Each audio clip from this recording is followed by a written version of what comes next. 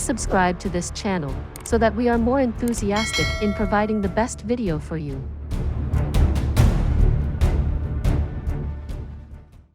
Chapter 451 Makes a strong entry to the city. A super family? Ha! Jun Xie became silent. But his outlook didn't change. Is this how we become a super family? But we're still the same people. So, how did we suddenly become great? Jun Moxie smiled coldly and said, "Moreover, the imperial family. I lack evidence against them at the moment. The scenario where I turn the Xiang city into a pile of burning ruins isn't an impossibility once I have some evidence against them. Third uncle, do you believe what that Silver City Xiao Buyu had said about the Blood Sword Hall? The Blood Sword Hall is merely a bunch of killers. So, how could they infiltrate a camp of so many thousands of soldiers and take action? Third uncle, don't tell me you're not thinking about it. What does this mean? Who's behind this? Things have come to this. So, we will only suffer if we have too many misgivings. After all, we're still somewhat weak in comparison. Therefore, we must be strong at this moment, very strong. We have proof that we have some real and powerful talent behind us. This time will be ours if we act with extreme prejudice and not rush brashly. What we genuinely lack right now is time. Even a day is enough to change everything." Jun Moxie thought of his supply of medicinal supplements and the level 9 peak Xian beast's core. And his face became a little dignified as he thought of this. Everyone was ready. The medications were also in place. The solitary falcon was also present.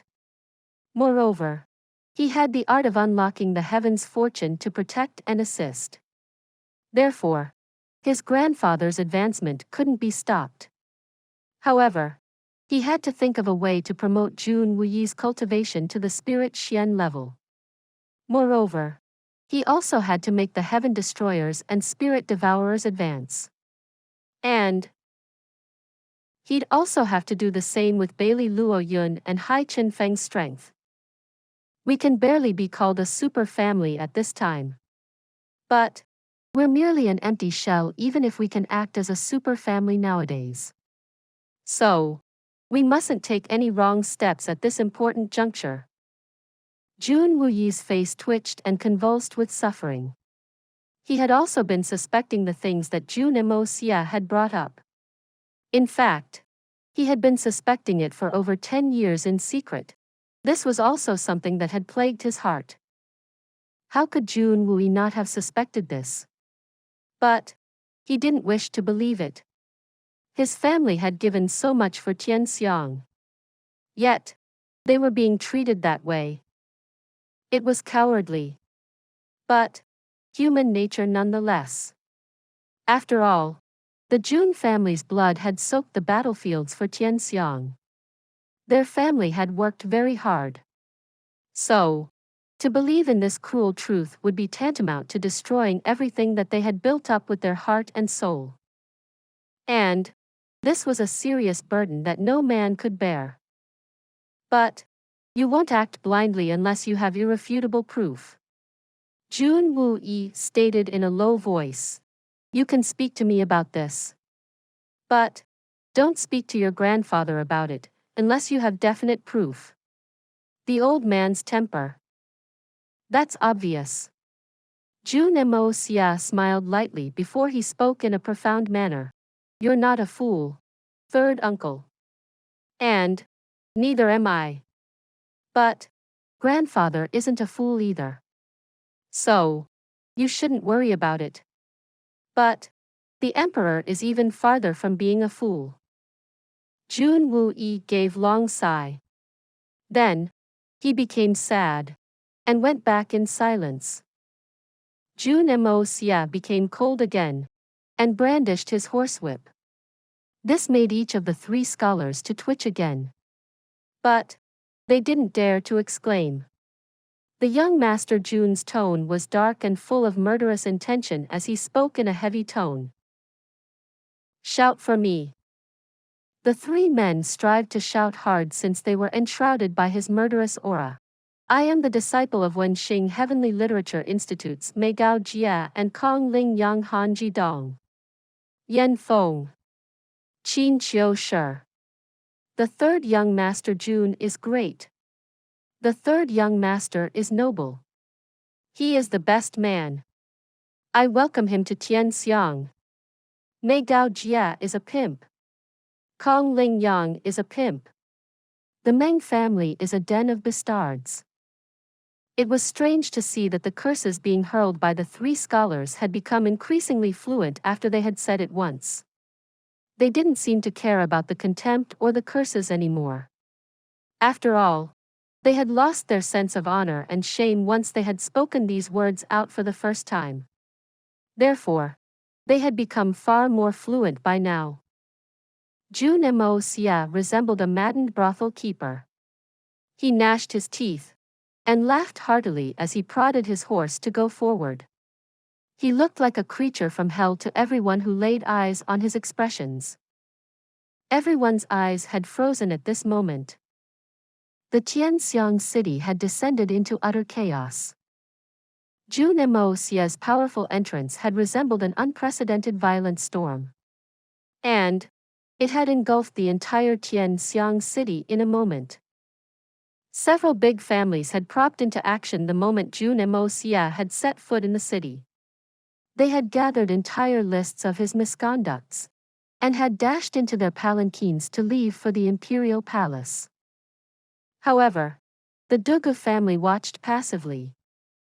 There was no sign of the Li family either. And the Tang family also stood in silence.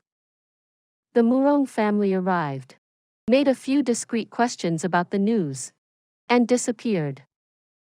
The old man Jun sat calmly in that tensed environment and told the kitchen staff to prepare the best food and drinks. His son and grandson had arrived. So, the old man wanted to have a good drink with them. After all, his son and the grandson were already taking care of things outside. So, what was the need for the old man to move into action? It has to be said that this brat Moxie's methods are extremely bold. But they're also the best methods we can use.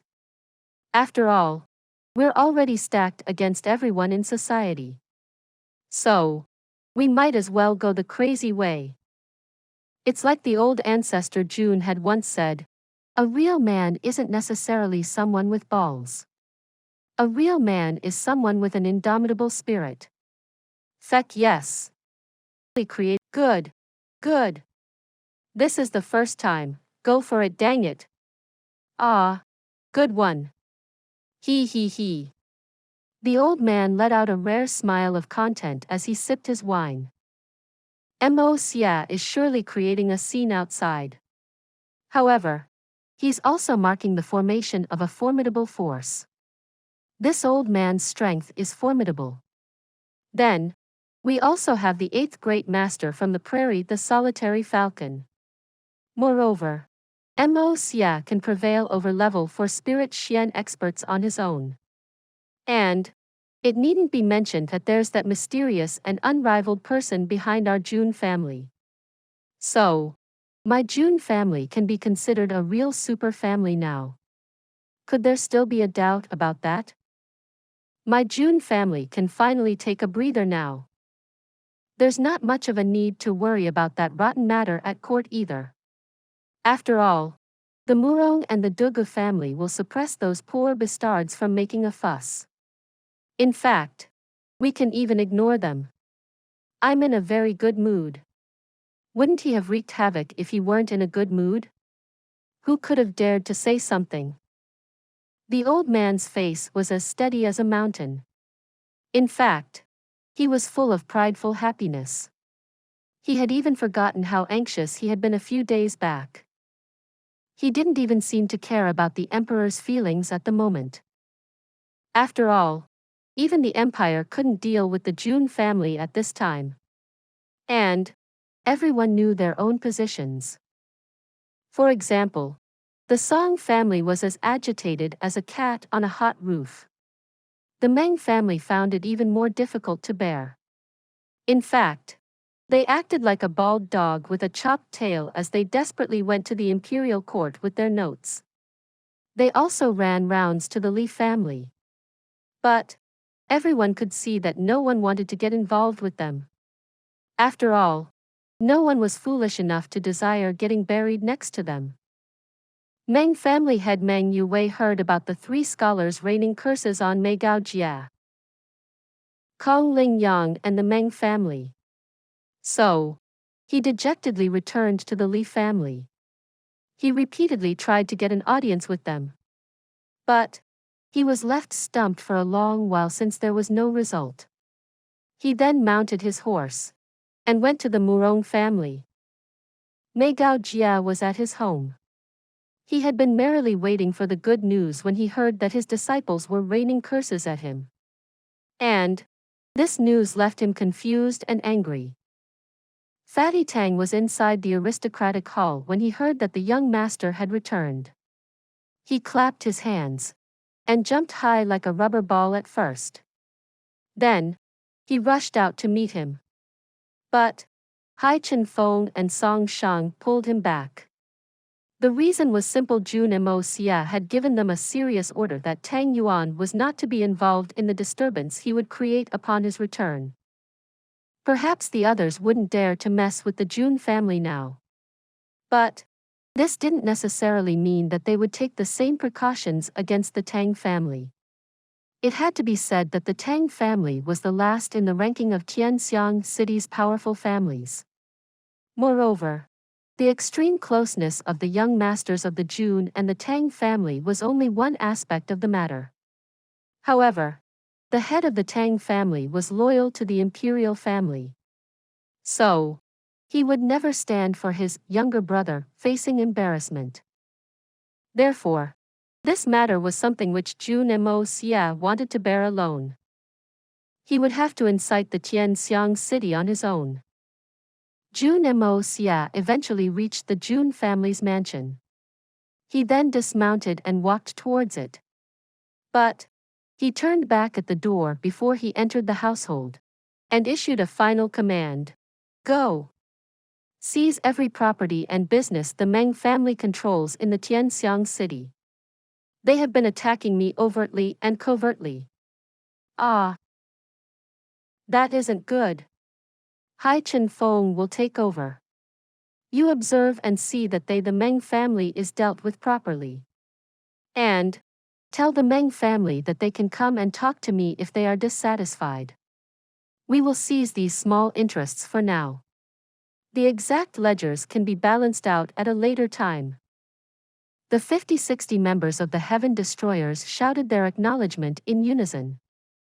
Taking over the Meng family's properties? And that's merely a small repayment of the interests. There are more accounts to settle.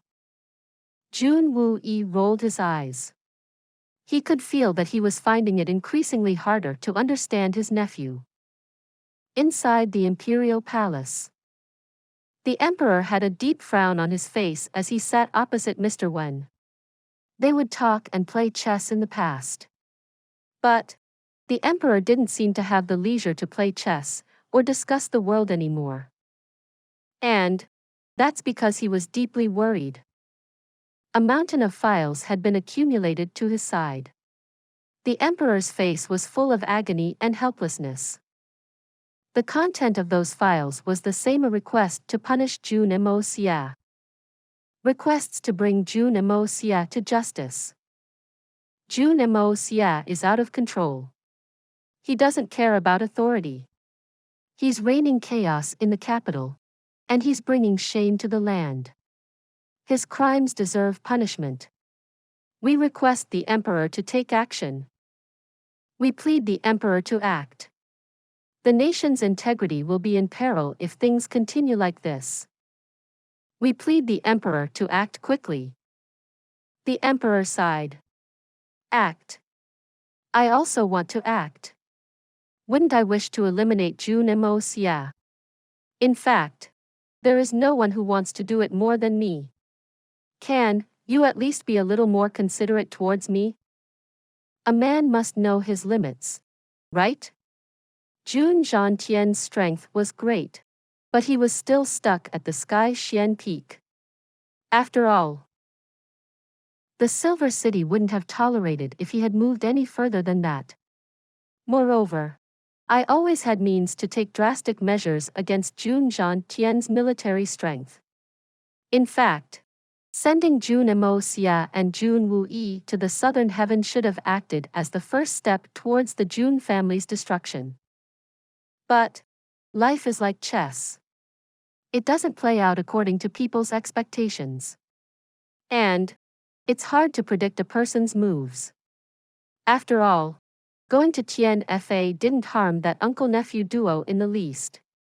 Instead, the winds have changed, and they have returned even more powerful. Jun Moxie fought 4 spirit Xian experts on his own, and still managed to attain victory. What kind of strength is needed for something like that? This is unimaginable. Please subscribe to this channel so that we are more enthusiastic in providing the best video for you. Chapter 452. Abandon? And you want me to act on this? The circumstances have already spiraled out of my control. So, what action can I take? Can I even dare to act in this situation? Your Majesty, what burdens your mind? Mr. Wen had barely returned from the outside after witnessing Jun Moxie's killing spree. He calmly lifted his wise gaze to look at the Emperor, and smiled as he asked, "Is it that Jun Moxie?" "Yes." The Emperor sighed, and motionlessly gazed at the sunset for a long time. I don't think that the Emperor needs to be so worried. I don't think it's necessarily a bad thing in the long run. Mr. Wen remained silent for a while before he spoke. Jun Moxie's power is great. And the Jun family's power as a whole has also reached great heights. In fact, they had reached a league of their own. However, they don't pose a threat to the imperial family. They have reached different league, but they pose no threat. The Emperor frowned. What do you mean? That's right. The Jun family would have become something like the Murong family if they had been getting powerful step by step. And they would have had the power to cause chaos in society, and could have flipped the heavens. But the speed at which their power is increasing is too great. They've leapt from being a regular influential family to an extremely great family in a short period of 3 to 4 months. Hee. Your Majesty, do you know where these super families have been positioned since antiquity? Mr. Wen smiled slowly. Such families occupy very special areas, and aren't interested in the title of the Emperor. So, I'm sure that the Jun family will slowly fade away from all levels of society. They will wander amongst the clouds and observe the great transformations. But they will be indifferent to the changes.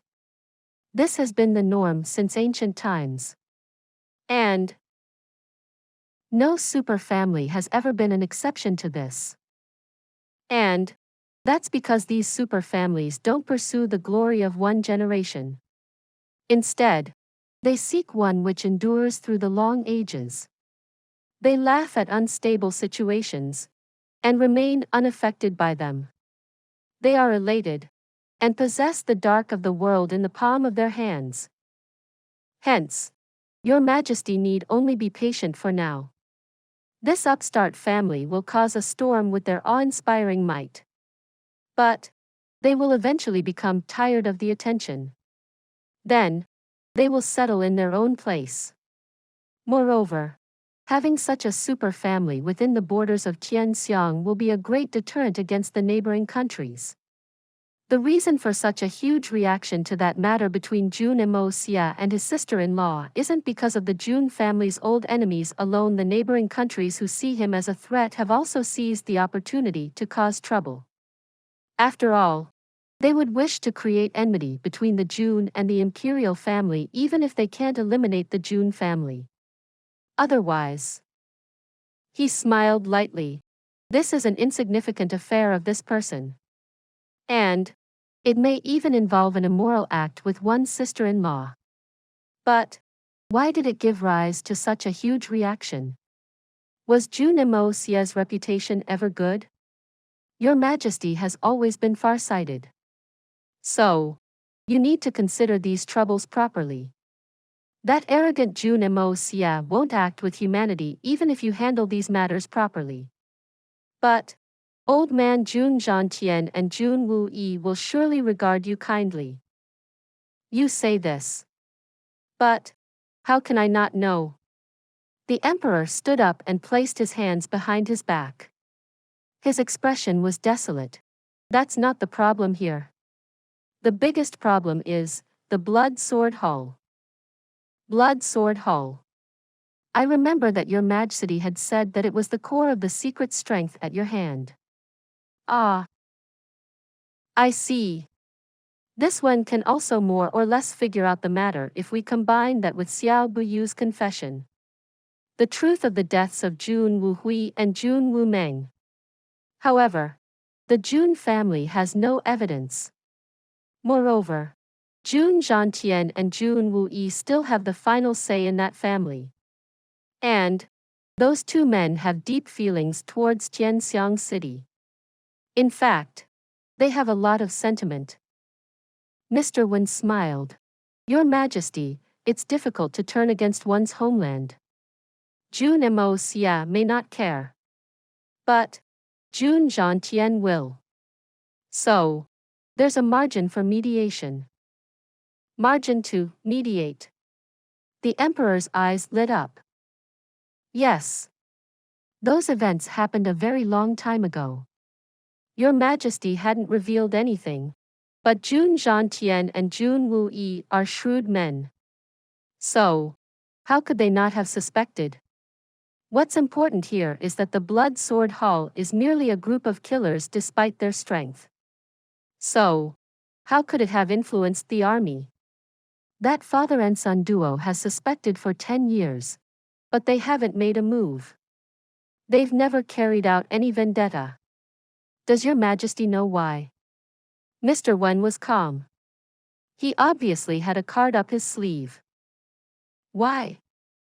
I believe that the Jun family doesn't doubt that it had been your Majesty's act. However, their family members, whether alive or dead, have done too much for Xiang. And this too much is the reason here. Mr. Wen continued in a serious tone. The Jun family's members have been the mainstay of the Xiang Empire for the past few decades. They had somewhat saved Xiang, and have been its greatest servants. Xiang has tens of thousands of miles under its territory, and has a huge populace because of their hard work. The masses live in peace and tranquility. And this is a result of the Jun family's blood and sweat. This is because of the contributions of countless men of the Jun family. After all, their people have expended immeasurable efforts to make such a situation possible. He continued to smile. So, put yourself in their place. Your Majesty.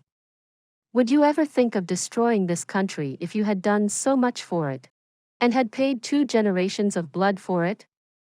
Would you destroy your greatest accomplishment? Would you think of destroying the safety and joy of millions of people? You're right. The Jun family is too kind. They would never do it. A light flashed in the Emperor's eyes as he quickly jumped up. He circled excitedly, and his face started to glow again. However, Your Majesty will have to give them some explanations when the time comes. So, I'll give you one word of advice. Mr. Wen smiled mysteriously. He turned down his palm and spoke. Abandon. Abandon? The emperor trembled. His joyous expression froze, and he was left to stare blankly. Abandon. His heart was in agony. But that is my most elite force. They have won so many battles over the years. They have given everything for so many years to make me emperor. Do I really need to abandon them? Yes. Abandon them. Do it even if you don't want to, you have no choice. Mr. Wen spoke without hesitation. You'll have to face the Jun family if you don't abandon the Blood Sword Hall. But the Jun family can shake the entire world in confrontation. So, would you dare to confront them? And the emperor might be next if the situation worsens. Your life and the lives of the entire imperial family will be in danger. The emperor's face became gloomy, and his body started to sway. Abandon the Blood Sword Hall. Not for Jun Xie, nor for Jun Wuyi, but for Jun Moxie. Mr. Wen sighed and continued. Jun Tian and Jun Wuyi have spent a lot of blood for Tian Xiang during their lives. So, there's no need to doubt their sentiment for Tian Xiang. These two men won't do too much if you look at it from a humane perspective. So, I'm sure they won't do anything drastic even if they become fully aware that Jun Wuhui's death was your doing. That's because the Jun family's blood, their effort, the entirety of Jun Tian's life, and half of Jun Wuyi's life have all been for the Tian Xiang Empire. Even the lifetimes of Jun Wuhui and Jun Wumeng have been for this nation, along with the deaths of those Jun youngsters. Tian Xiang is the pillar for the Jun family. It's the fruit of their labors, and it's also their biggest solace. I'm sure that your majesty would only need to unrestrainedly reward and apologies to Jun Tian even if genuinely get some conclusive evidence. And you could then swear an oath and uphold it. They will also hold their pride and accept it. They won't do it for official positions. But they'll do it for the country's people. I'm not wrong, Your Majesty. Jun Tian and Jun Wuyi are good men who work for this nation's people. They are real, respectable, and brave men. Therefore, you can disregard those two. But Jun Moxie is different. He's completely different. He has his father's ability to lead soldiers. He had never shown his key traits before. He had always hidden his talents. But Jun Moxie is acting like that now. He has stood out since the last half a year. He was only a debauchee wastrel in the past. But he's like an unrestrained storm now. He could have been stopped before he had left Tian Xiang. But he's a full-fledged eagle which has spread its wings now that he's back from Southern Heaven City. He is young, but his power has soared above the 9 heavens. He's a hero who overlooks the world and dares everything. Moreover, he has been vindictive ever since this vicious personality of his has arrived. And his behavior is even more merciless. His means are unwavering. And he doesn't hesitate while making a decision to kill. You genuinely can't afford to be at fault with him. And he also has that powerful backing. So he won't have any misgivings because of it. He will look at the world disdainfully if this continues. I've observed something upon his return today. No one holds any value in his eyes. No matter who they are. He doesn't care about spilling blood, and he's indifferent to any crime. Such a man is the most dreadful kind. Your Majesty needn't worry about Jun Tian or Jun Wuyi getting their hands on a conclusive proof of what happened those days. But everything will come to an end if this kid gets his hands on them. Is there no alternative to abandoning them? I am very. The Emperor's complexion turned pale as he clenched his fist. It seemed that he had made up his mind. This is the safest and the most dependable method. We have to deal with someone like Jun Xie. So, we have to be on guard that this Jun Xie doesn't find anything to hold on to. Your Majesty, you must know that the main difference between Jun Xie and Jun Tian is that the former doesn't have any feelings towards Tian Xiang. And, from that time, Jun Xie, there was a strange light in Mr. Wen's eyes. He what? His Majesty asked. He ignores people. In fact, he might not even consider them as people. He's extremely cold-blooded. And I saw him while he was killing people. His expression maintained the same tranquility throughout the time he coldly went about killing them. You must know that one's eyes will undergo some fluctuations even if one kills a chicken or a dog. This is because there would be surge in their energy. But Jun Xie didn't react like that at all. His expression might have belied some emotion, but his eyes remained calm. In fact, killing a person was the same to him that eating is to a hungry person. It was like a natural course of action. Please subscribe to this channel so that we are more enthusiastic in providing the best video for you. Chapter 453. The cat's out of the bag. Mr. Wen's tone became heavier as he spoke. The well-known cold-blooded Great Master Lei Wu Bei is known for committing massacres. But even he will find it impossible to be as cold-blooded as Jun Xie. These are the soul-sucking and bloodthirsty people who give no value to human life.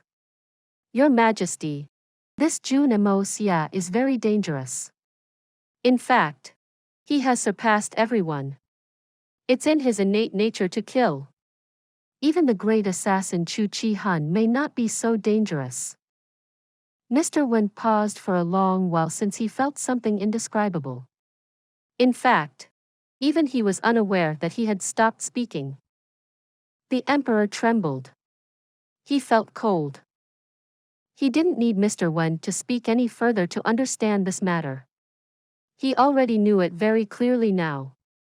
The consequences of a man like Jun Xie getting his hands on the evidence of his father's entrapment. The Emperor could imagine them very clearly. Jun Xie doesn't care for anything. Moreover, he has already grabbed a lot of power. He's already an unshakable and formidable existence. Even attacking him suddenly will not bring the surety of results. I could storm the Jun family's gates. However, I would have to be on guard against vengeful assignations even if one of their top individuals manages to escape. The days of my life will be filled with unspeakable misery, and will have to face a lot of mental pressure. And that's enough for anyone to drown in liquor out of sheer pressure. Blood Sword Hall. I have to abandon them. I can't afford to keep them. Besides, you also need to appease the Jun family. You need to appease them blindly. In fact, you must appease them till you're exhausted. Mr. Wen suddenly flashed a smile. I'm sure that the Jun family doesn't have any concrete proof. So, we still have a margin to rescue the situation. That matter won't trouble you if your Majesty restores the original relationship. I also remember that old man Jun had once proposed a marriage between Jun Xie and Princess Ling Meng. The Emperor had a determined expression on his face as he looked at the sunset. He sighed deeply and said, "Yes. That's true." Mr. Wen laughed and said, "Then, your Majesty should have a plan." The Emperor remained silent for a long time. He then sighed. But it seemed that he wasn't very comfortable with it. Then, he suddenly asked, "Mr. Wen, do you know if the elusive world of immortals has a young talent like that?" Mr. Wen was stumped by this question. He remained silent for a long while before he replied, "No, there isn't. That place has many talented people, but all of them are very old. How could there be anything like this family?" However, the emperor didn't give up. What about that land's young lady? The young lady is approaching 60 this year. Mr. Wen smiled bitterly. Her son is 30, and her grandson is only 5 or 6. The emperor may wish to form a relationship with the elusive world of immortals. But even they won't wish to make enemies of the Jun family. After all, the strength of the person backing the Jun family is a profound mystery. Even the lady herself might not have good odds of success if she faces him. The emperor sighed and said, I'll have to haggle with Jun Moxie if that's the case. Mr. Wen also sighed and stated, Your Majesty shouldn't be too optimistic.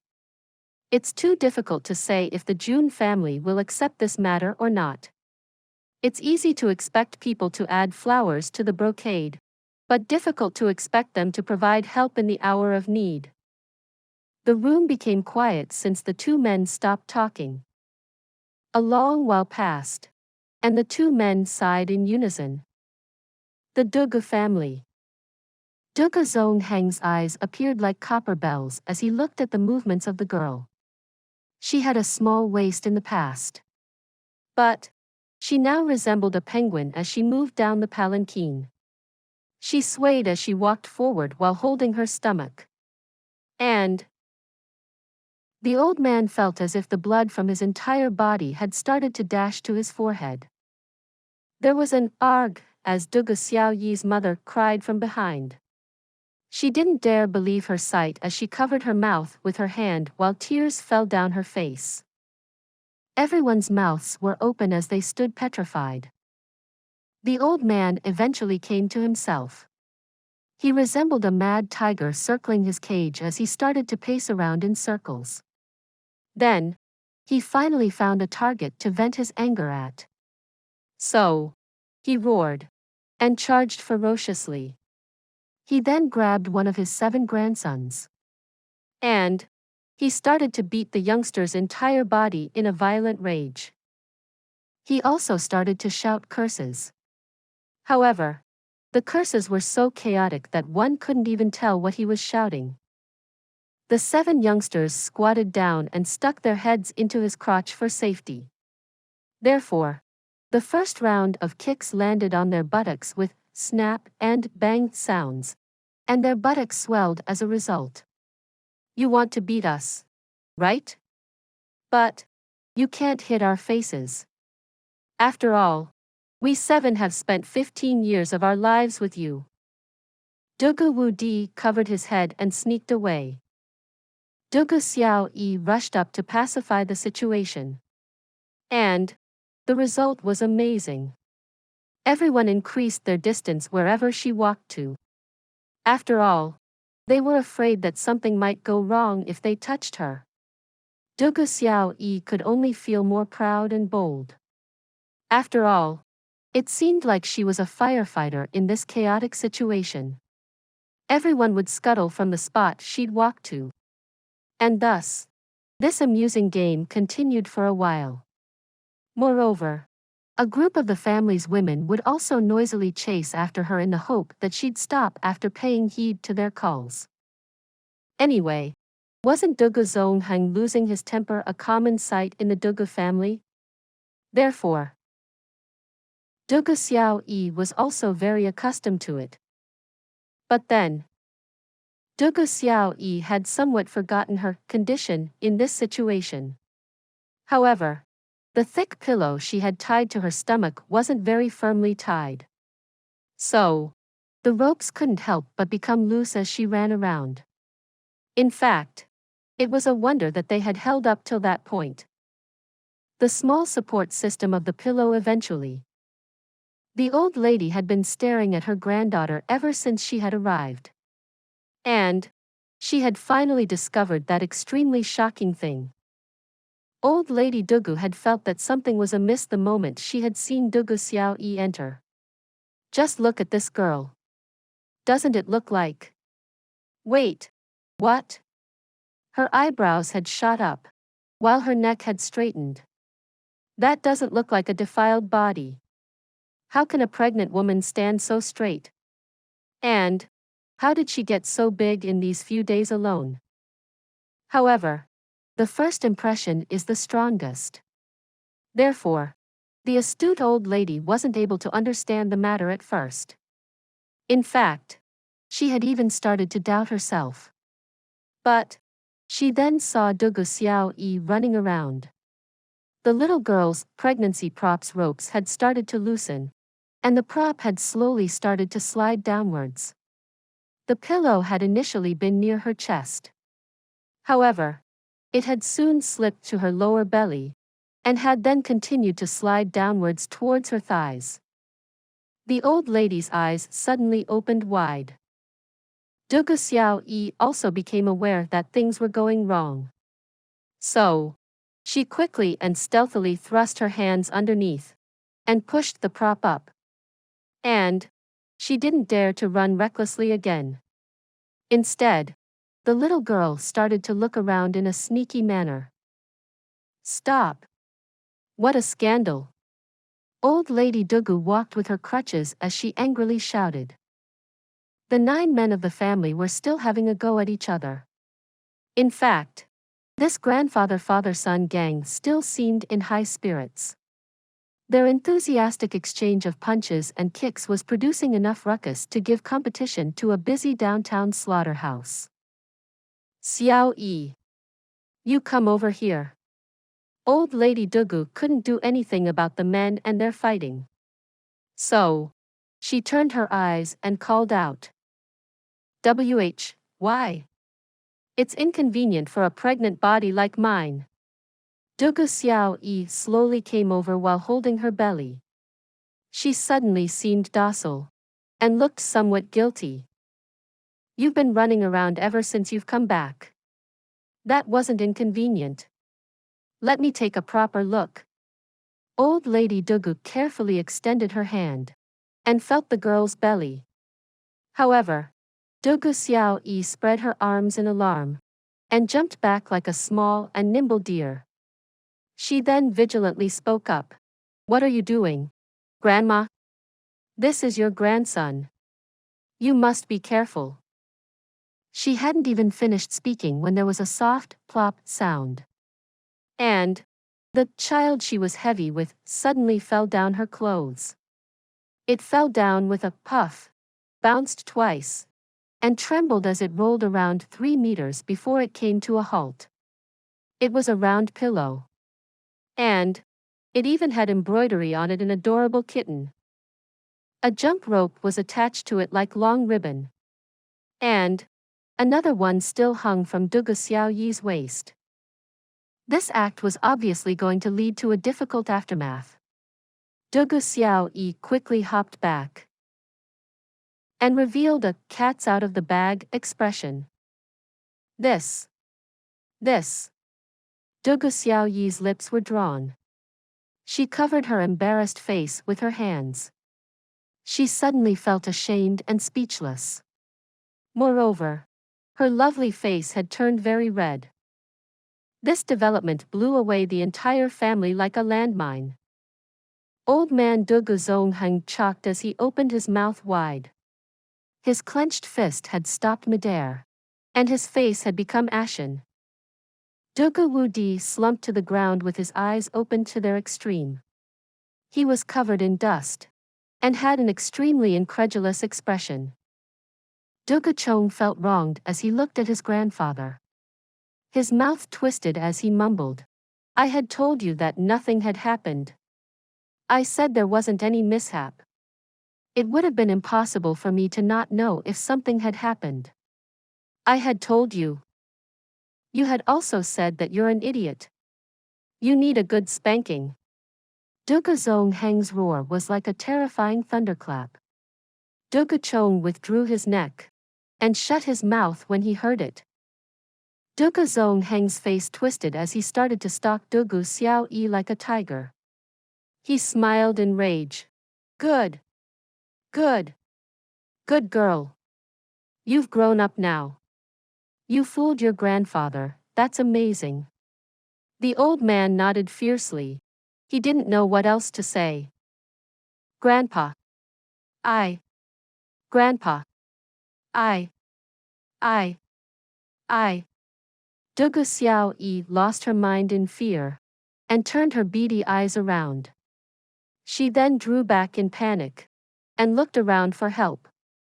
But everyone suddenly looked away and refused to help. This girl is out of control. She needs a moral lesson. God knows what will happen if she doesn't get one. This is scandalous. A young girl from a big and noble family caused such an incident. She fooled her own family.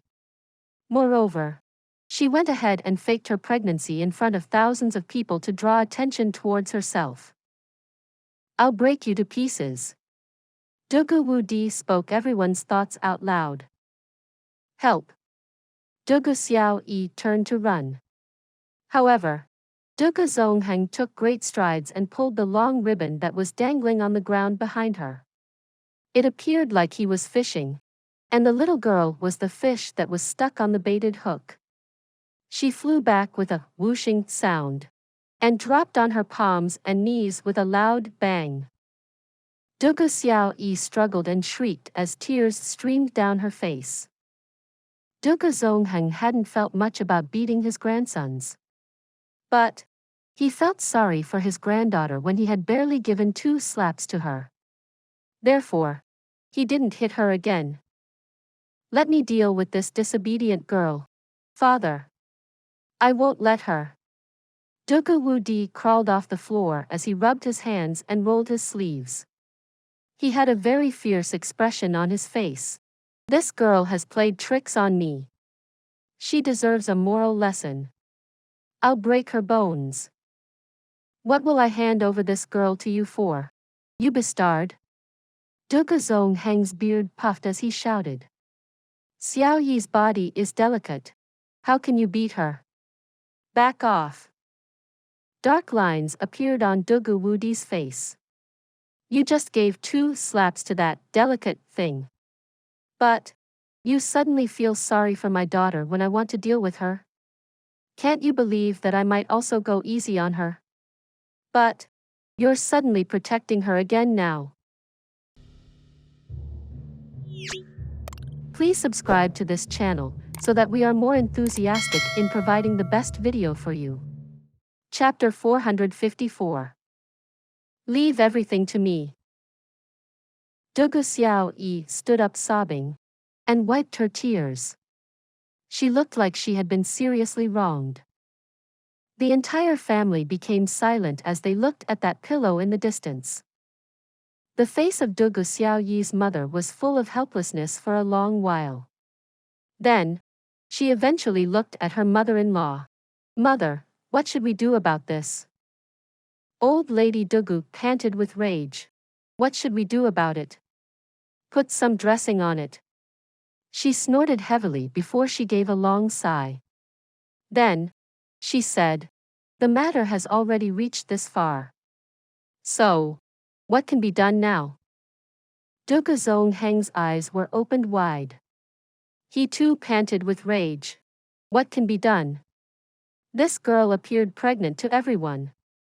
And I'm sure that everyone in Tian Xiang believes that the granddaughter of the Dugu family is pregnant with the Jun family's child. So, what can we do? Feck. This thing has happened to the Dugu family. This old man is very furious. Anyone else taking advantage of this situation would have been better than that Jun family. Our family is very unfortunate. Father, you mean that? Dugu Wudi spoke up very cautiously. He had finally understood the matter. Today's biggest error wasn't made by Dugu Xiaoyi but by him. It seemed that everything he had spoken was wrong. And it had now become a thorn at the old man's side. My maiden daughter isn't pregnant. So, she won't be birthing an illegitimate child. What do I mean? This is disgraceful. What does this mean for our family? What does this mean for your daughter? I'm saying that our Dugu family's bad reputation will reach the heavens. Can't you use your brains? You You only want to infuriate this old man further, don't you? You idiot. Dugu Zonghang jumped up and started to rain curses. Dugu Wudi withdrew his neck and became silent. I'll get a scolding if I speak up. But he won't let me stay silent either. Why don't you speak? Can't you speak? You still dare to stay quiet and rebel against me? This behooves you. Old man Dugu circled like an evil monster as his finger pointed at General Dugu's nose, while his saliva sprayed like rain. I didn't expect that staying silent would also cause so much trouble. Dugu Wudi had been rendered speechless. Tomorrow, we will arrange our men to go to the Jun family in order to talk this matter over. We can't let that brat do the damage and slip away so cleanly. That brat is the reason behind this chaos. Old Lady Dugu boldly made a decision. That debauchee brat will feel very satisfied after he marries my granddaughter. Let me meet him tomorrow. Tomorrow, isn't that good? The Jun family is also facing trouble right now. So, tomorrow is troublesome. Dugu Wudi pulled his head back to look at his mother. He had a sense of foreboding. I said we'll go tomorrow. So, we'll go tomorrow. And there won't be any questions about it. Old Lady Dugu glared wide-eyed. You father-son and 7 idiots will deal with whatever's happening in the capital. What's the big deal about it? What's it worth? Even a barnyard is as noisy as this city. Jun Moxie is massacring people throughout the capital. Dugu Wudi spoke up in a low voice. However, he saw that no one reacted. So, he continued to speak. That brat is very ferocious. Very ferocious, the old lady nodded in a gratified manner. This old lady's son-in-law can't be a weakling.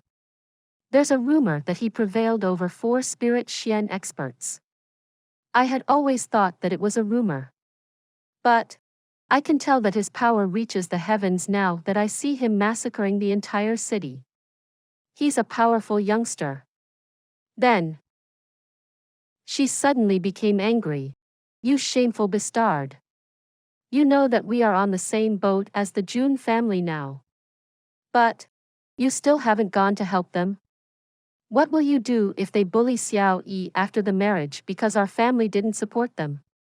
Will you take responsibility for it? Dugu Wudi was left stunned by this. My parents are unreasonable.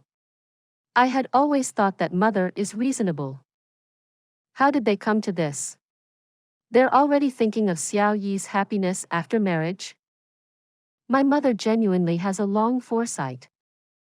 The women suddenly crowded around the old lady and Dugu Xiao Yi and began to chatter and giggle. The wedding discussions could already be heard in the distance. In fact, even the birth of children and their names were being discussed.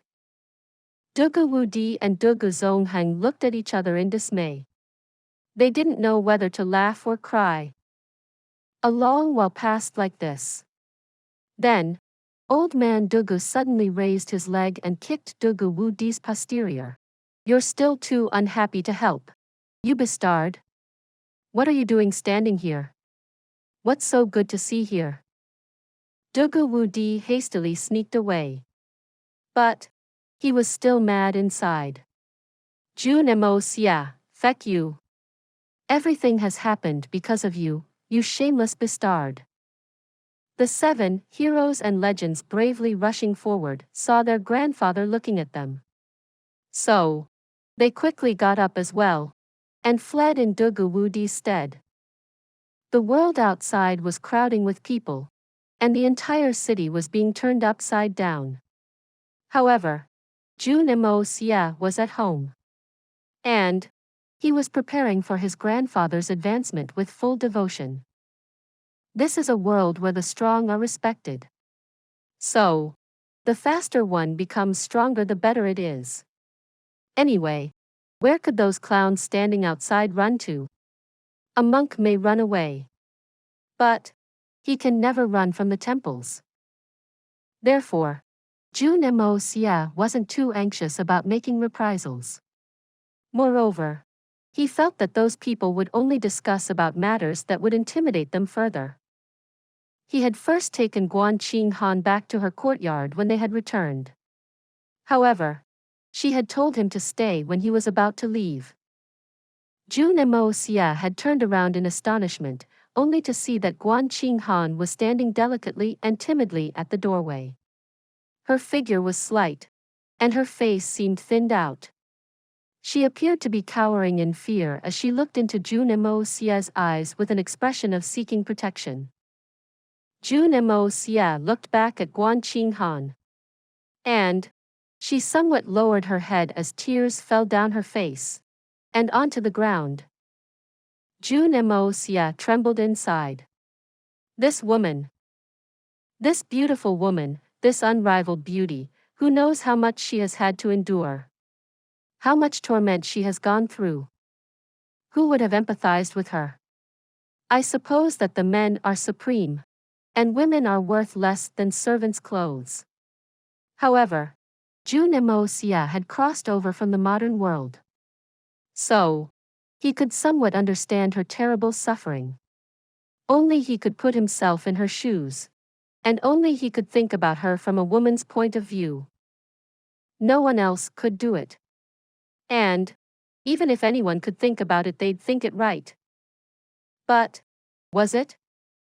This woman had always been like ice. She was a proud and cold woman. But she was still a woman in the end. And she had finally shown her weakness. Perhaps the cold and aloof mannerism of Guan Qinghan's had been nothing other than helplessness of a sort. After all, a young lady in the prime of her youth had been turned into nothing but a tool to climb up the social ladder for the sake of powerful. And men of this world had fixed that life for her. The realization that her fiancé was someone with a heroic character must have consoled the young lady's heart a little. It wasn't long before her wedding.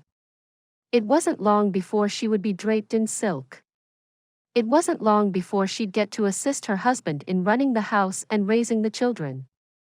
However, she had suddenly gotten to hear the news of her fiancé's death instead of the wedding bells. Her fiancé had fallen and died in battle. She had suffered a huge loss, but she still went ahead and got married for her family. Some of it was voluntary, and some it was forced. But how could she have been forced if she had done it voluntarily? She would have perhaps become another tool for more power if she had remained with her family. But it wouldn't have been so with the Jun family. She would have surely been alone in the Jun family, but she would also have been free and peaceful. Moreover, she would have been away from those ugly schemes. Therefore, she had consented to come to her fiancé's family in despair. Otherwise, how could a flowery girl whose tenderness could give rise to a poetic dream in any man's life agree to marry a deceased hero for the sake of a life of loneliness? However, Guan Qinghan genuinely hadn't had any other option. She had already come to despair everything. She despaired of marriage, of the very thought of marriage, even of life. Therefore, she came to the Jun family. And the Jun family was fortunately good to her. But then, the matter with the Shui Han manor appeared after a while. And thus, her already despairing family had been forced into a tough situation. Guan Qinghan had thought of dying. However, the Jun family would have endured the very heavens for her. Therefore, she wouldn't have regretted doing anything for Jun family. She genuinely wouldn't have regretted. So, she followed the army to southern Heaven City with secret intentions to sacrifice herself for the Jun family. She didn't need to sacrifice herself in the end. However, another mishap occurred. Jun Moxie, her brother-in-law, was affected by an aphrodisiac and his life was rendered in peril. And the one who had caused that evil had already fled in panic. She knew that she could have left if she wanted. But where would she have found a woman in the military camp? Wouldn't Jun Moxie die burning with desire if we can't find a woman? Therefore, Guan Qinghan had no other choice but to use her body in order to save him. Someone could argue that Guan Qinghan knew the affections Dugu Xiao had for Jun Moxie. So, why hadn't she called her back instead? However, how could she have explained it to the girl's family? And why had Dugu Xiao escaped in the first place? Didn't she know the consequences of administering the drug? Who would administer an aphrodisiac and not know what would happen as a result? Dugu Xiao might have been an exception. But Guan Qinghan wasn't. She had thought, why would she run if she has administered him with an aphrodisiac? But would she return if she has already fled? Guan Qinghan was left with no other choice once she had realized this. Therefore, she could only give her virtue to the Jun family. She could only give her benefactor family a chance to continue their bloodline. Guan Qinghan had no choice. Moreover, her honor also prevented her from going back. It didn't matter how she felt about Jun Moxie, she couldn't cower in the face of this situation. But she was caught in a storm when she saved Jun Moxie's life. And she was stained with the accusations of the whole world as a result. She was stained with the immorality of a relationship between a brother and sister-in-law. And she couldn't escape that black mark no matter what the reason behind her actions. Her honor. The honor of the two families.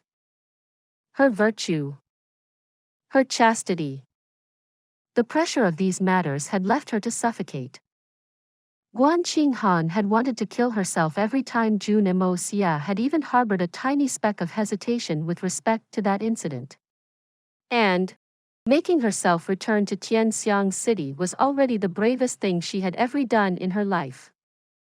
Because she still had a little hope in her heart. And Jun Moxie hadn't let her down. However, she still felt vulnerable like before. In fact, she felt as vulnerable as a seaweed in an ocean current. Jun Moxie's heart pounded as he took 2 steps forward. The two had looked deep into each other's eyes. And Jun Moxie had finally seen the helplessness and despair of Guan Qinghan's eyes. Jun Moxie looked at her carefully as he raised his hand and held hers. Then, he spoke in a soft but firm tone. "Don't be afraid. Leave everything to me." Jun Moxie's words were like an astonishing sword piercing through the haze in the sky. And that sky full of black clouds was suddenly pierced by a small ray of light. In fact, these words had resembled the grandeur of a boundless mountain. They were as inexhaustible as a bottomless river. They were as thunderous as a torrential snowfall in open summer. And Guan Qinghan suddenly felt like she could rely on these words as if they were the unshakable base of a towering mountain peak. Guan Qinghan's eyes suddenly shone like a full moon. Her lips trembled a little as she withdrew her curled hand from the warmth of Jun Moxie's palm, even though she didn't want to. However, Jun Moxie didn't let it go. He held it even tighter instead as he spoke up again. "Don't be afraid. Leave everything to me." Guan Qinghan finally submitted to Jun Moxie's grasp. Her lips moved, but no words came out. Only 2 tears streamed down. These hands are very strong. And very warm. Guan Qinghan's tears fell like rain. Please subscribe to this channel so that we are more enthusiastic in providing the best video for you. Chapter 455. Advancements and Suspicions. Jun Moxie left Guan Qinghan's place and made his way to his own courtyard to check Yi Gu Han's condition. After all, Yi Gu Han's Xian cultivation had been destroyed, and his dantian had been damaged. Therefore, his physical condition had been rendered even worse than that of a normal man. However, he couldn't guess where Yi Gu Han had suddenly found a desire to live from. Moreover, his broken body was overflowing with vitality. And that had left Jun Moxie very surprised. What is one's state of affairs? Individual perseverance, personality, and the will to live. However, Yi Gu Han's state of affairs had surprised young Master Jun. But Yi Gu Han was sleeping and Jun Moxie didn't wish to disturb him. Jun Moxie had only saved him to preserve his third uncle's honor. In fact, he wouldn't have done it unless his uncle had made that promise. It wouldn't have mattered to him how much Princess Ling Meng would have begged him. Her evocation of the selfless love hadn't moved him either. His uncle's word had been the only that had compelled him to save Yi Gu Han. The young master then returned to Hull and started to plan over the preparations for his grandfather's advancement. However, Jun Moxie wasn't very anxious about this. After all, he had always believed that a good thing couldn't be acquired instantly. The same was even truer for a great ones. Moreover, the opportunity could always be snatched by someone else even if it was presently in one's own hands. Therefore, it couldn't be truly one's own unless it had been digested inside one's belly. And the peak level 9 Xian Core's situation was something of this sort. It had once created a huge sensation, and had drawn people from every corner of the world.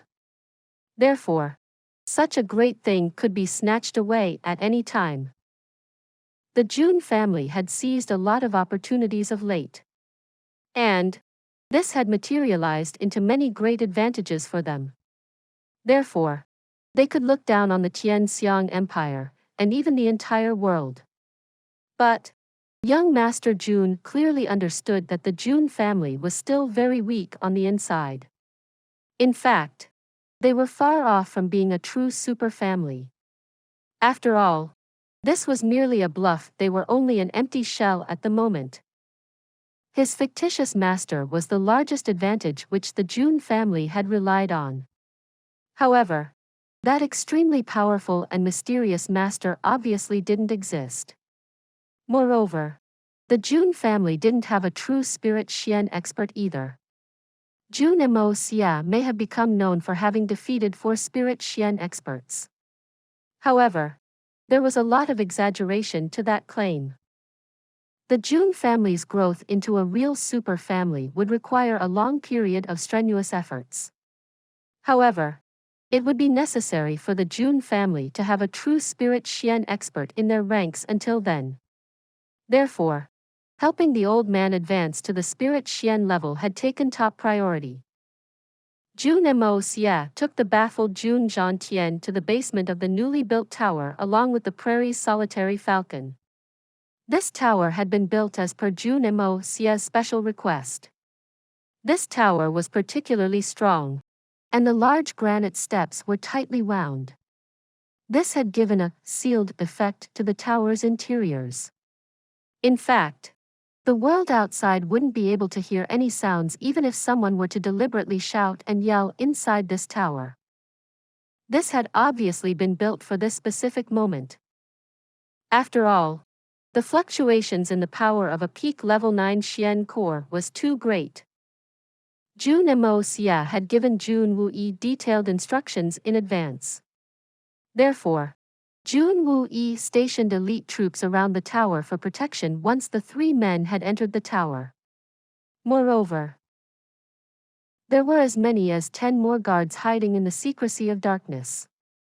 Jun Wuyi, Song Xiang, and Hai Chen Feng, the 3 Sky Xian experts, took to their 3 respective sections and stood guard.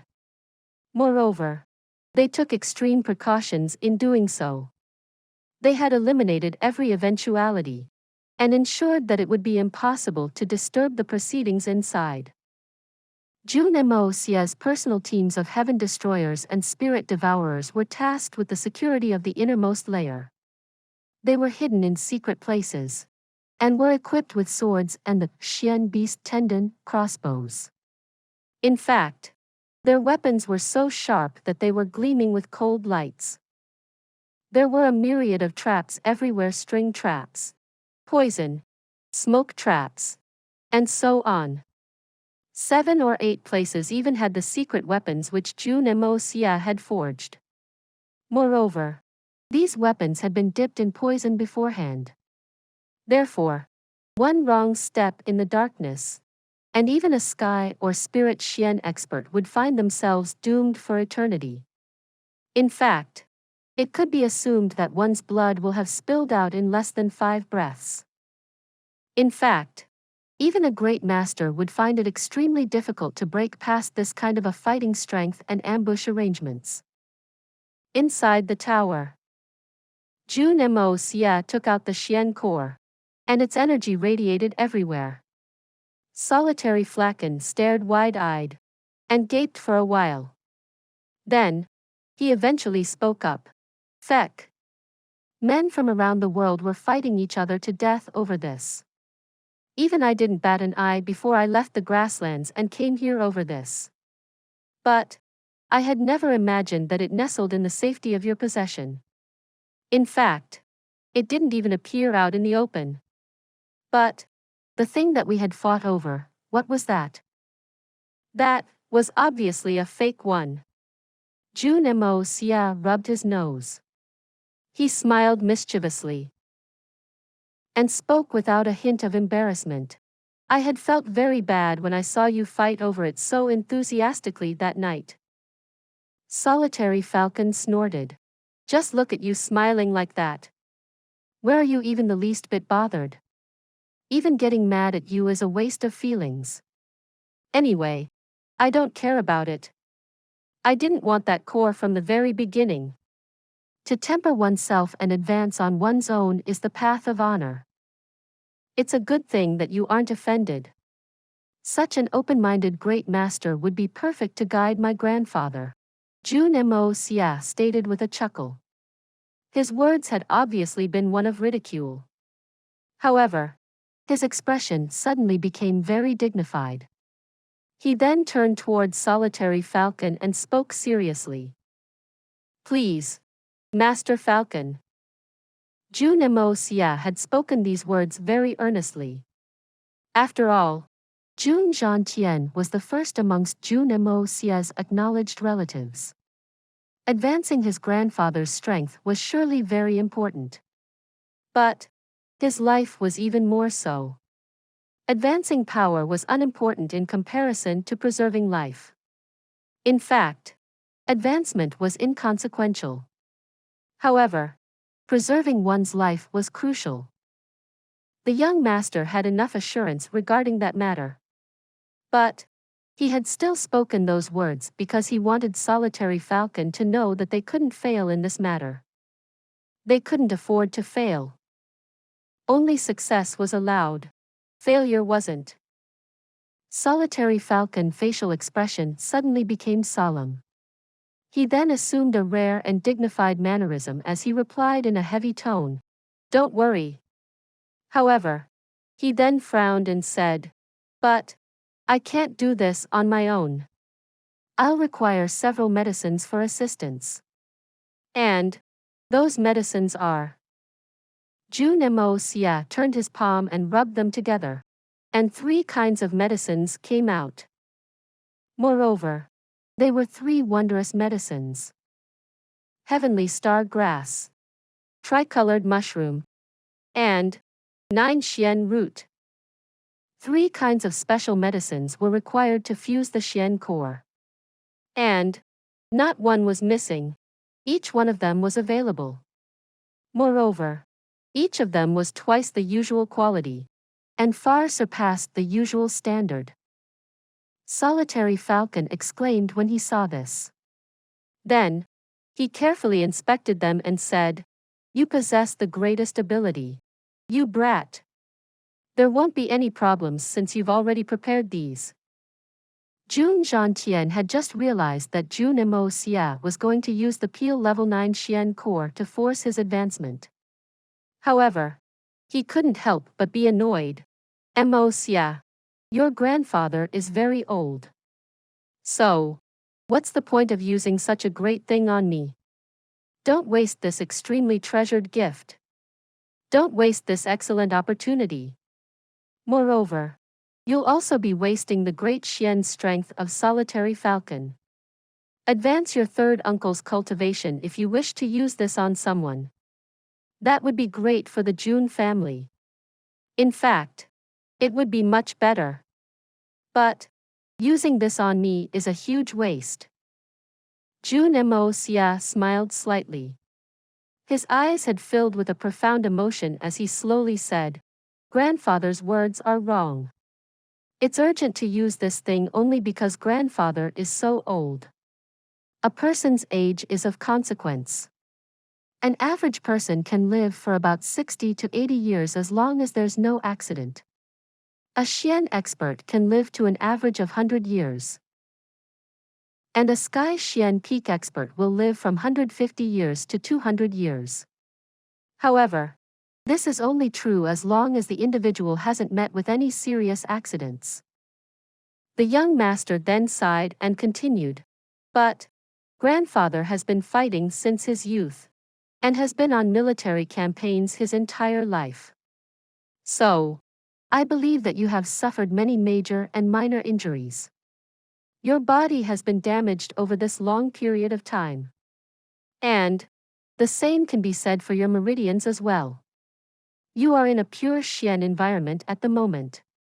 So, there shouldn't be a problem with your health. But, your injuries could burst forth if you were to get involved in a violent fight, or were to suffer from a sudden illness. And, your health situation would become hopeless if that were to happen. But, your lifespan will increase by 100 years if you use this Xian core. Moreover, it will nurse your health, and your physical condition will also be brought to its optimum state." Jun Moxie smiled and continued, "Third uncle and I have other means. And, they are more effective. So, don't worry about us." Jun Xie stroked his beard as he pondered in silence. However, he still seemed unwilling to assent. After all, he had the mindset of an old man. He hated using the good things he had procured over his lifespan. Instead, he wished that those good things would be used by his descendants when they'd need them. In fact, he would be satisfied even if he got nothing of what he had earned. He'd be very satisfied indeed. Such was the old man like Jun Xie currently harbored. Jun Moxie saw that the old man was still hesitant. So, he hurriedly spoke up, "I will destroy this thing if you don't agree to use it. This is a great thing, but it can stir up a lot of trouble. Moreover, third uncle and I won't be using it anyway. Grandfather, you must know that you're the martial backbone of this family. In fact, you're the most important individual if the overall situation is taken into account." Jun Xie had no choice but to agree since Jun Moxie had put such a condition. However, he still tried to confirm whether Jun Moxie and Jun Wuyi had any other means. After all, he needed the assurance. Jun Moxie couldn't say much in front of solitary falcon. Some things anyway couldn't be spoken out loud. However, it took a lot of brains to dodge the old man's interrogative questions. So much so that it made his back sweat. Jun Moxie was someone who wouldn't even blink if he saw the whole world being slaughtered. However, he had a very tough time in convincing this one man. Jun Moxie hurriedly got busy in grinding the heavenly star grass into pieces the moment grandfather Jun eventually agreed. After all, he was afraid that the nightmarish interrogation would start again. He then pasted the mashed heavenly star grass on the Xian core's surface. This gave rise to a flash of red light. And, the violently fluctuating force of the Xian core suddenly stabilized. In fact, it had suddenly become reserved, and had started to resemble an obedient and cultured child. However, Jun Moxie couldn't even sigh due to the paucity of time. He quickly turned towards Solitary Falcon, and made a gesture. Solitary Falcon understood the tactic gesture, and went behind Jun Tian. He then placed one of his palms at the back of Jun Tian's head, while the other was positioned at the middle of his back. Jun Tian sat down cross-legged as this happened, and solemnly closed his eyes. The bitter and fragrant scent of the tricolored mushroom filled the air soon after. Jun Moxie initiated the art of unlocking the heaven's fortune. And the tricolored mushroom's efficacy started to seep into the Xian core. He didn't waste any of it in the process. Suddenly, that pitch-black darkness of the Xian core was replaced by the brightness of a rising sun. In fact, it was so bright that it was painful to even look at it. This dazzling bright light might be difficult to look at. However, anyone under its glare would feel a sense of great peace of mind. Jun Moxie didn't miss a beat, and started to make the art of unlocking the heaven's fortune work faster. The Xian core became bright again, and flickered violently. Then, a bright river of yellow suddenly shot out of the Xian core with a sweet and fragrant smell. And it went right into Jun Tian's mouth. The last remaining thing in the young master's hand, the 9 Xian root, suddenly turned into a thick stream of a sky-blue liquid at this time, and shot into the air. It then entered the old man's mouth as well. The timing was precise. It wasn't even a moment off target. Solitary Falcon also unleashed his great aura as this happened. And it also flowed into Jun Tian's meridians in a continuous stream. Jun Moxie finally relaxed and breathed a sigh of relief. Everything is going well now. In fact, this can be called half a success already. Whether it was the heavenly star grass or the tricolored mushroom, Jun Moxie had chosen the best. And he had employed an even better portion of the 9 Xian root. There is no doubt about grandfather's advancement owing to the harmonious mixture of the 3 herbs and the addition of Solitary Falcon's great strength. Jun Moxie used his spirit sense to check out the surroundings. After all, this was a critical moment. And even a little bit of disturbance could be devastating for the man advancing to the spirit Xian realm. In fact, even the great master could suffer harm if something bad happened. Therefore, he couldn't be careless by any means. In fact, Jun Moxie was very surprised when Solitary Falcon had agreed to help. He genuinely hadn't expected the great master to agree so readily. After all, how could a man with Solitary Falcon's experience not understand the degree of danger in this process? Any failure in this advancement process could lead to a calamity. In fact, there could be a threat to both of them even if a 3-year-old child were to start crying at this moment. The two of them could even spiral into a devil's bite. Jun Moxie had expected that he would have to spend some serious effort in talking the great master into it. In fact, he had even considered the various conditions the great master might put forth. However, he didn't need to go to those lengths in the end. Thus, it seemed that even the vilest of hearts could develop a sentiment of attachment if they were given enough time to bond. And even a great master was no exception to it. Everything was quiet outside the tower. There was no trace of movement. It seemed that everything was safe and sound for this process. So, Jun Moxie finally breathed a sigh of relief. However, Jun Moxie suddenly felt that he was forgetting something.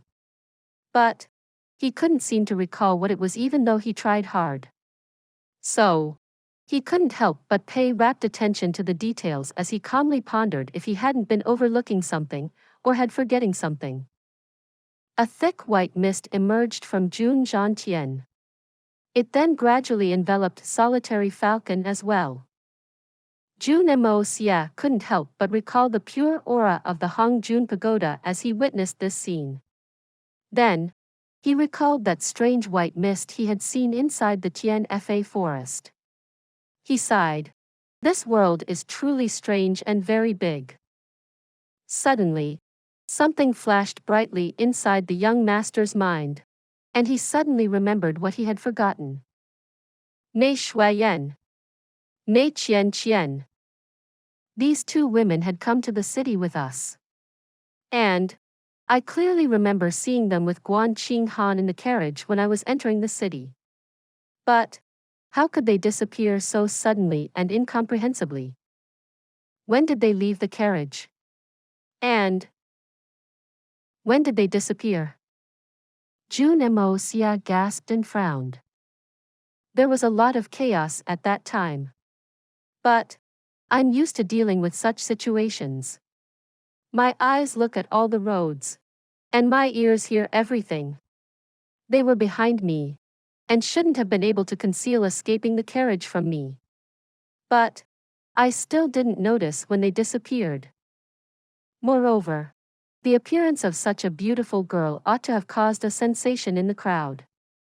But Jun Moxie clearly recalled that he hadn't seen an astonished expression in the eyes of anyone at that time. This meant that no one had caught a glimpse of them. But how could they disappear like that? I had used every method to check those two out, and I hadn't found anything odd with them. Can it be that these two women are so talented that even I can't see it? Do they have such strength that they could stealthily escape from under my nose? What kind of strength would someone need to pull that off? How frightening must they be? Those two women may have been more than they had seemed. In fact, they may even have been stronger than me. But they couldn't have been absolutely unreachable, right? Moreover, they couldn't have surpassed the level of a great master? That would be utter nonsense. But then, how do I explain this incident if that's not the case? Jun Moxie frowned as an alarm sounded inside his head. He replayed every interaction with them in his mind right from the time he had first met them, and to the time they had entered the Xiang city. He carefully went over every tiny movement, and every little expression those two women had made. And he was finally able to find two suspicious things. First, the green-clothed girl's appearance had undergone a slight change over the course of that 1 month's journey. This slight change was only related to a margin variation in the thickness of her eyebrows. However, Jun Moxie had been able to spot it nonetheless. The green-clothed girl had changed her appearance. This is confirmed. There's no doubt about it. But why did she change her appearance? It certainly wouldn't have made a difference when it comes to being inside an army camp. Could she be afraid of being recognized? But this means that I have seen her before. So, who is she? That Mei Shuiyan hadn't changed her appearance. That's obvious too. Moreover, her preconceived notions about me were also obvious. And she had continuously caused me trouble throughout the journey. That is also something I must consider. But had I offended her in the past? But she hadn't altered her appearance, and I haven't seen her before. So, when did I offend her? Besides, I would have never forgotten such an exceptional beauty if I had seen her before. Moreover, they were having a confrontation with the Silver City's team when we met them. Jun Moxie gave a long sigh. These two women obviously aren't normal. Jun Moxie thought it over and over, but he couldn't figure out who those women were. Then, another doubt emerged in his mind. The green-clothed girl must have been related to the Snake King in some manner. How else could there have been so many snakes to trouble me throughout the journey? She may not be the Snake King, but she must be her sister or something. There's no mistake about this. But who was that white-clothed girl? Mei Shuiyan. I've never heard of it before. Could it be that she's related to that lady Yuer from the Spirit Fog Lake? Then, Jun Moxie suddenly came up with a strange thought. I fear that I will have many entanglements with those two ladies in the future. It could possibly be troublesome. Then, there was the aspect of his luck with women. Jun Moxie knew that he looked handsome. But he wasn't narcissistic enough to think any woman would fall in love with him at first sight. Everything is inextricable. I can't find the slightest of clues. This is very irritating. Jun Moxie sighed. What are you sighing over? You brat? A voice echoed from somewhere. Jun Moxie opened his eyes to see a shining Jun Tian standing in front of him. However, Grandfather Jun was giving him a look of concern at the moment. So, Jun Moxie asked in a pleasant manner, how do you feel, Grandfather? Have you made your breakthrough? Breakthrough? Isn't this a breakthrough? Old man Jun puffed his beard as he laughed heartily. This is a huge breakthrough. I'd never even dreamed of such a big one in my life. It indeed is. Mr. Jun's progress is genuinely unbelievable. Solitary Falcon had done his best. His tone carried traces of exhaustion in it. However, his tone also had hints of admiration and envy. Your grandfather nearly sucked my energy dry in the last stage. The great master smiled bitterly. And that Xian core's strength is amazing. In fact, such a huge progress has been rarely seen from time immemorial. Such a huge progress in such a short time. Solitary Falcon smiled in agony before he continued. I've only practiced my entire life. But I feel kind of stupid after witnessing such a tremendous result. The advancement is huge, right? Jun Moxie asked in ecstasy. It's far from huge. Jun Tian laughed happily. Then, he spoke up with a merry smile. I was at Sky Xian Peak before the breakthrough, right at the edge of the breakthrough to enter the Spirit Xian realm. But I've succeeded in reaching the Spirit Xian realm because of the Xian core and Solitary Falcon's strength. Killed. Your grandfather broke through the strong barrier above the peak of Sky Xian right after he absorbed the strength from the Xian core. And he reached straight to the second level of the Spirit Xian realm. Solitary Falcon sighed. But it doesn't end with that. The effect of that Xian core had slowed down by this point. However, the three medicines' power surged ferociously at this stage and revitalized the Xian core's potency. This pushed things forward again. Their power then gushed through his meridians and nearly killed us. I somehow managed to protect your grandfather's meridians. Then, I suddenly realized that your grandfather is one lucky old man. He luckily broke through to level 3 and settled there. Are you saying that my grandfather is at level 3 of the Spirit Xian realm? So, he's only slightly underneath that Xiao Buyu? Jun Moxie clapped his hands in excitement as he laughed. The result is nearly the same as I had expected. I had thought that he would reach the second level of Spirit Xian. But it has gone one level beyond that. What one level beyond that? The second level of Spirit Xian also has 3 levels: basic, middle, and peak. The third level of the Spirit Xian realm comes after these 3 sublevels. And he has gone straight to level 3 Spirit Xian's first level. In fact, your grandfather is at the peak of the first sublevel of the Spirit Xian's third level. Dang it! He's truly very lucky. Solitary Falcon waved his sleeves with a whooshing sound. He felt very uneasy and tired. I'm going to sleep. I don't want to stay around you stupidly happy grandfather-grandson duo. Jun Xie laughed heartily as he raised his clasped hands. Thanks so much for your great help, Senior Falcon. I can't thank you enough. My entire family can't thank you enough. Solitary Falcon smiled and floated away.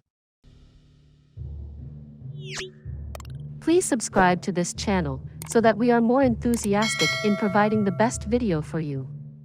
Chapter 456. Dropping into Murder.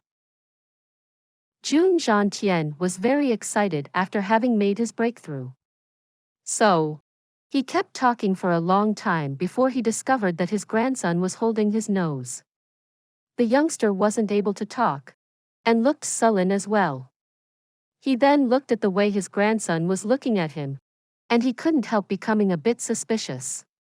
Is something wrong with my body? How can you treat your grandfather that way? He then subconsciously looked himself. And he found that something was indeed wrong. There was something on his body. He was covered in stains. His loose robes were sticking to his body for some reason. And his normally white gown was covered in thick layers of stain. However, the old man didn't bother to inspect the color of the stains. However, he had suddenly started to feel wrinkly and uneasy over his entire body. The old man came from a background of generals. So, he hadn't cared about such things in the past. But he was a duke nowadays, and had been living like a prince for many years. Moreover, he had raised his standards, and had also developed an obsession with cleanliness. And he paid careful attention to these aspects in front of the younger generation in particular. Therefore, he cried out in fear when he became aware of this shameful incident. He then disappeared into the shadows with a whooshing sound. However, he left these words behind. This old man is going to bathe. I'll return in a moment. Jun Moxie laughed involuntarily. This was normal. After all, his grandfather had broken through a tough barrier a moment ago. Moreover, he had covered several levels, and had increased his strength by a lot. He had taken assistance from a great master and a very powerful external item. This had cleansed him very thoroughly. And the impurity that had accumulated inside his body over the past decades had come out as a result. Moreover, the injuries he had sustained since his youth had been cleared away along with any other dormant illnesses. In fact, the young master would have doubted that something may have gone wrong with his grandfather's breakthrough if this filth hadn't been ejected from his body. Jun Moxie was certain that Jun Xie could easily live up to 200 years or more now. In fact, there wasn't any doubt about it. Moreover, his ability to defend himself had also increased by a great margin. In fact, he could even contend against a great master if he were to couple his current strength with the marvelous martial arts that Jun Moxie knew. Therefore, Jun Moxie finally laid his worries to rest. Then, the young master suddenly exposed a heartfelt smile. He felt very gratified and happy at this moment. After all, this was a world where the clenched fist was the greatest argument. So, this was the only way to ensure the safety of his family here. What did people live their lives for? It could be said that people didn't care for their own fate. Instead, it could be said that people lived for the sake of others, for the people they cared about, for those who cared for them, for their close and loved ones. He had been alone in his past life. But it would make for a perfunctory statement if one were to say that he had lived only for himself. And that's because he also wanted to live for someone else. But no one like that had existed in his life. So, he had lived on by relying on the belief he held in his heart. Who could be worthy of receiving my affections? Who can be worth it? He had robbed the rich to help the poor. He had reprimanded debauchery. However, He had lived for his country. And he had lived for his people. In other words, he had done everything he could to hold up the belief he had held in his heart. He had been an assassin his previous life, but he had still fought for justice. However, he had done that for the sake of the justice his heart had believed in. He had killed and bullied without bothering about it. But that belief in his heart had remained unwavering. The man had walked on the most unjust roads of the world, but he had always done so to take care of the injustice in the world. However, he had continually walked away from the so-called path of righteousness by doing so. Jun Xie. Jun Xie had been very lonely. An average person couldn't understand that kind of helplessness. However, he unexpectedly had a family in this life. Moreover, Jun Xie had accepted his new identity, and had also accepted this new family. Jun Tian had plunged the capital in a bloodbath for him. And Jun Xie was enshrouded by a feeling of deep affection for his family when that had happened. Therefore, Jun Xie didn't feel lonely anymore. And that's because his heart finally had something to depend on. There were people in this family who cared for Jun Xie's fate. And this was something he could live for. In fact, Jun Xie would use every means, and would go to any extent to ensure a healthy, happy, and long life for his family members. And he would never allow anyone to destroy such a beautiful feeling. That ruthless man had finally obtained the love and affection of a family. And no one could imagine how much he could care for them in return. In fact, he could even set himself against the entire world to protect them from harm. And that's because he didn't wish to feel that ruthlessness again. After all, it was too bitter. Bitterness could make one lose interest in life. However, knowing that someone is concerned for oneself is an extremely warm feeling. In fact, this feeling of warmth is something one would spare nothing to protect. He would employ his very heart and soul, and would do everything he needed in order to protect it. From healing Jun Wuyi's legs to raising heaven destroyers and spirit devourers, from advancing Jun Tian to changing Guanqing Han, Jun Xie had taken these steps for his family's sake. And he would continue to do it. Until this family's disgrace had been wiped out. Until it would stand on top of the world. Until no one in the world would have the courage to look upon it. All living beings would look up to the Jun family with hope as it would look down on the world. That was Jun Xie's ultimate goal. Jun Xie relaxed when he saw the murky night scene. He ordered the guards to stand down, and made them return to normal security patrols. After that, his body swayed and disappeared from the tower's basement in a flash. There were still some other important tasks that needed to be done that night. After all, making them cower by force during the daytime hadn't been enough. In fact, it wasn't even nearly enough. After all, he'd need the heads of a few bigwigs if he wanted to get rid of the disturbance. Some rotten scholars had dared to attack the Jun family so openly and brazenly. How could the Jun family stand above the entire world if we let everyone take cheap advantages of us? How could we become a super family in the future if things continue like this? This matter is no joke. Therefore, Jun Xie found it imperative to deal with such matters. You plan to use honor to attack me? Hee. Let's see who cares more about honor. You said that I'm lowly and shameless. So, let's see what honor you hold.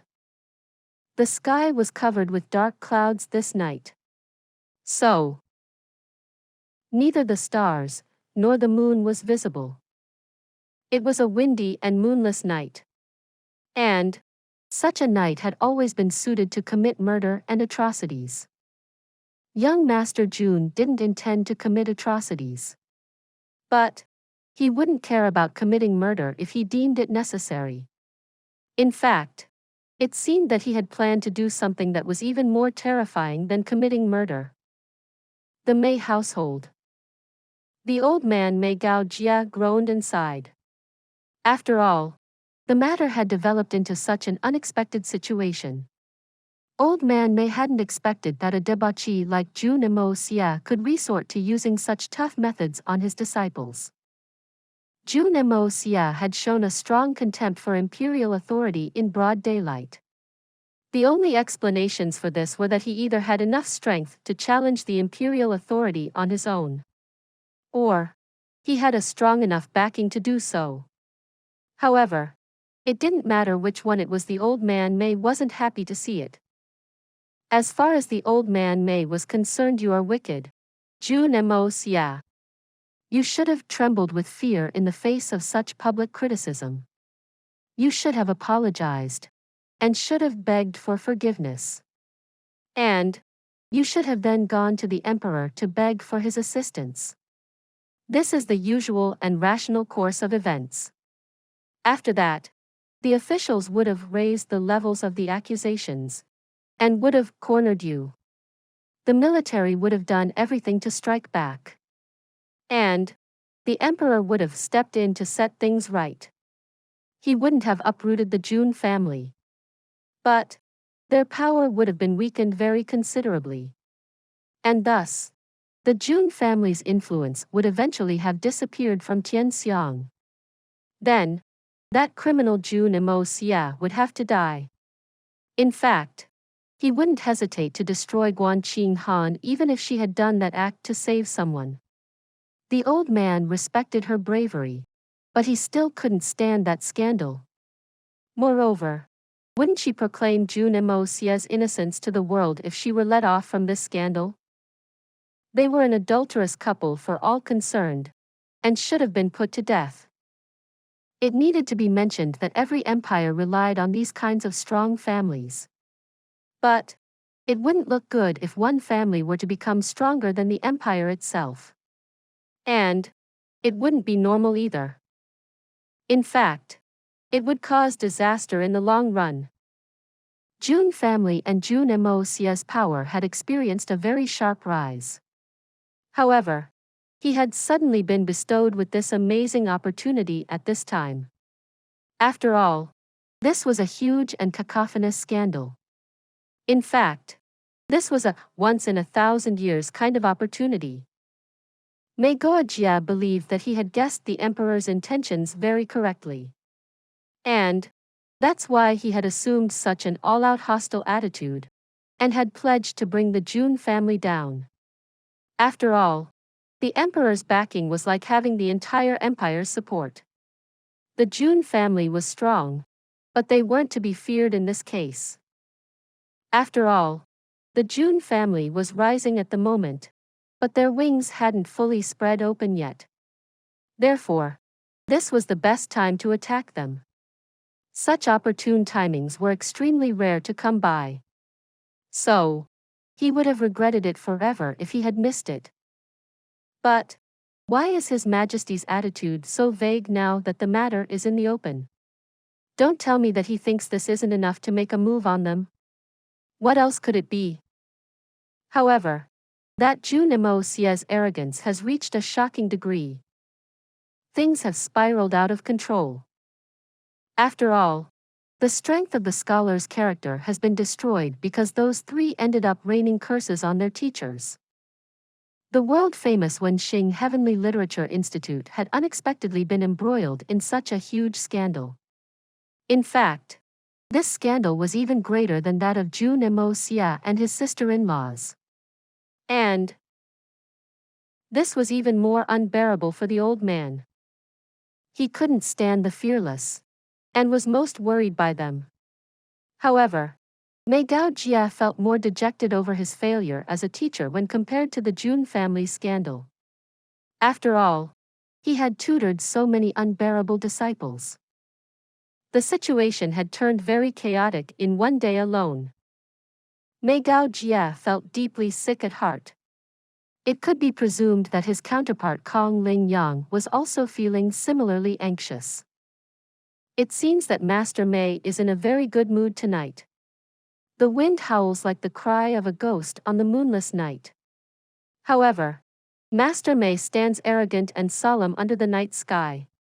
Is this why the stars haven't dared to reveal themselves in the night sky tonight? A faint yet clear voice came along the wind. The voice was faintly audible, but it was still very clear. Moreover, it seemed to be carrying the warmth of a smile with it. However, it somehow seemed as if the wind had come to a stop still when this voice had echoed. Moreover, a strange chill had suddenly permeated the entire world. Mei Gao Jie sighed. He didn't act surprised as he put his hands behind his back and remained standing behind a stone table that was placed in his courtyard. His hands still held a half-finished cup of wine. He didn't even turn back. In fact, it seemed that he was talking to thin air as he said, "Jun Moxie." Please subscribe to this channel so that we are more enthusiastic in providing the best video for you. Chapter 457. You will bring great sufferings for the common people. He had spoken those 3 words very slowly. And there had been a pause between each of them. However, he had also spoken them very calmly. In fact, it seemed as if he had expected and prepared for this. He knew for sure that it could be none other than Jun Moxie. Master Mei deserves to be called the wisest of his generation. He has great foresight. The faint voice still sounded like it was chatting with an old friend. It was neither angry nor anxious. Moreover, it was full of patience. This old man is ashamed. How could he dare to be called a wise man? And what foresight do you speak of? The young master had notified me long ago. That's why I haven't slept yet. Instead, I've been waiting so that I may welcome young Master Jun with honor. Mei Gao Jie finally turned around. He was calm. But there was a flash of alarm in his eyes as he looked at the youngster who stood in front of him. This man isn't that young debauchee who I remember, right? There was an extremely handsome and elegant young man in front of him. This young man was dressed in white robes. And he seemed to be standing upright in a carefree manner. It seemed that he had arrived as swiftly as the wind in the dark of the night. In fact, it appeared as if a deity had descended from the 9th heaven in the chaos of this night. That aloof, victorious, cold, and elegant youngster gave a very warm smile. But that very warm smile emanated a very cold and dense murderous aura instead. In fact, it was like the cold winds of midwinter, maybe even colder. That warm youngster wasn't carrying any weapons. He didn't even seem to be carrying that divine sword the rumors had mentioned about. But the sharp aura emanating from him made it seem that he himself was a bloodthirsty, demonic, and extremely exceptional divine weapon. This young man was Jun Moxie. The debauchee young master of the old days suddenly had the bearings of someone with a formidable and domineering character. Jun Moxie gave a light smile in reply. His expression didn't seem to hold any resentment. He walked to the table and calmly poured himself some wine. Then, he raised a toast. Allow me to pay you my respects before I ask you for an explanation. After all, it's amazing to see that you're this calm. But it's a pity that this wine is so inferior. It can't match the wine of my aristocratic hall. Everything is perfect, except for this. So, this is honestly a matter to pity over. Mei Gao Jie smiled and drained the cup with the toast. Then, his feeble body became straight as he slowly walked back.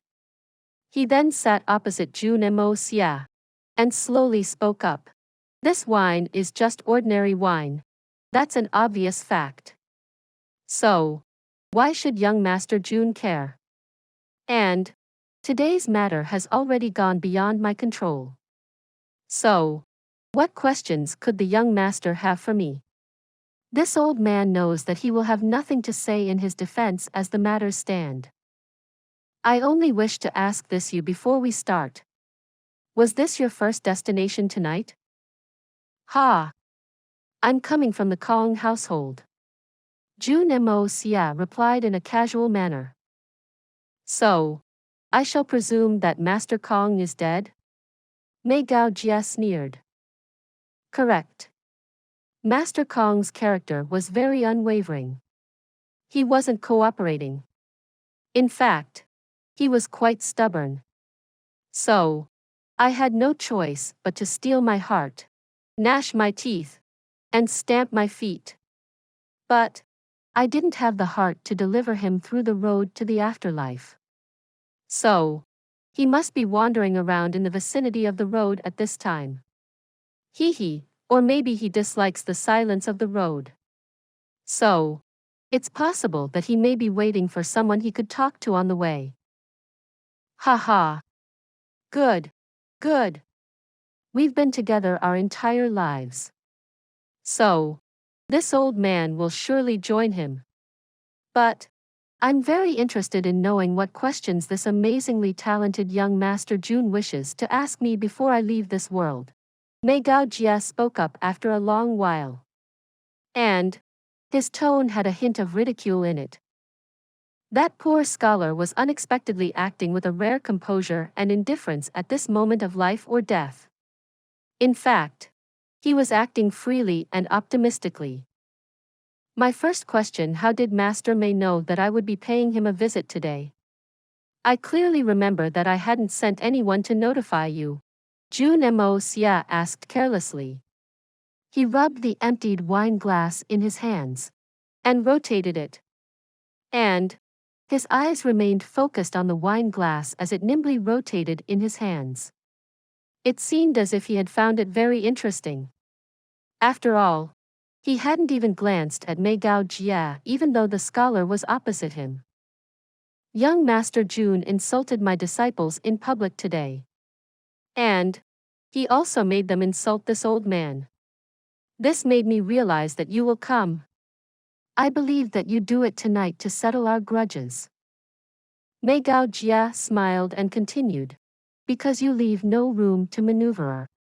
So, you and I have nothing to mediate over now.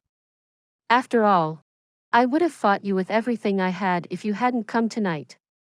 I may not be able to harm your family. But, I have enough assurance to make a sizable number of your underlings suffer. Those men are inside our control.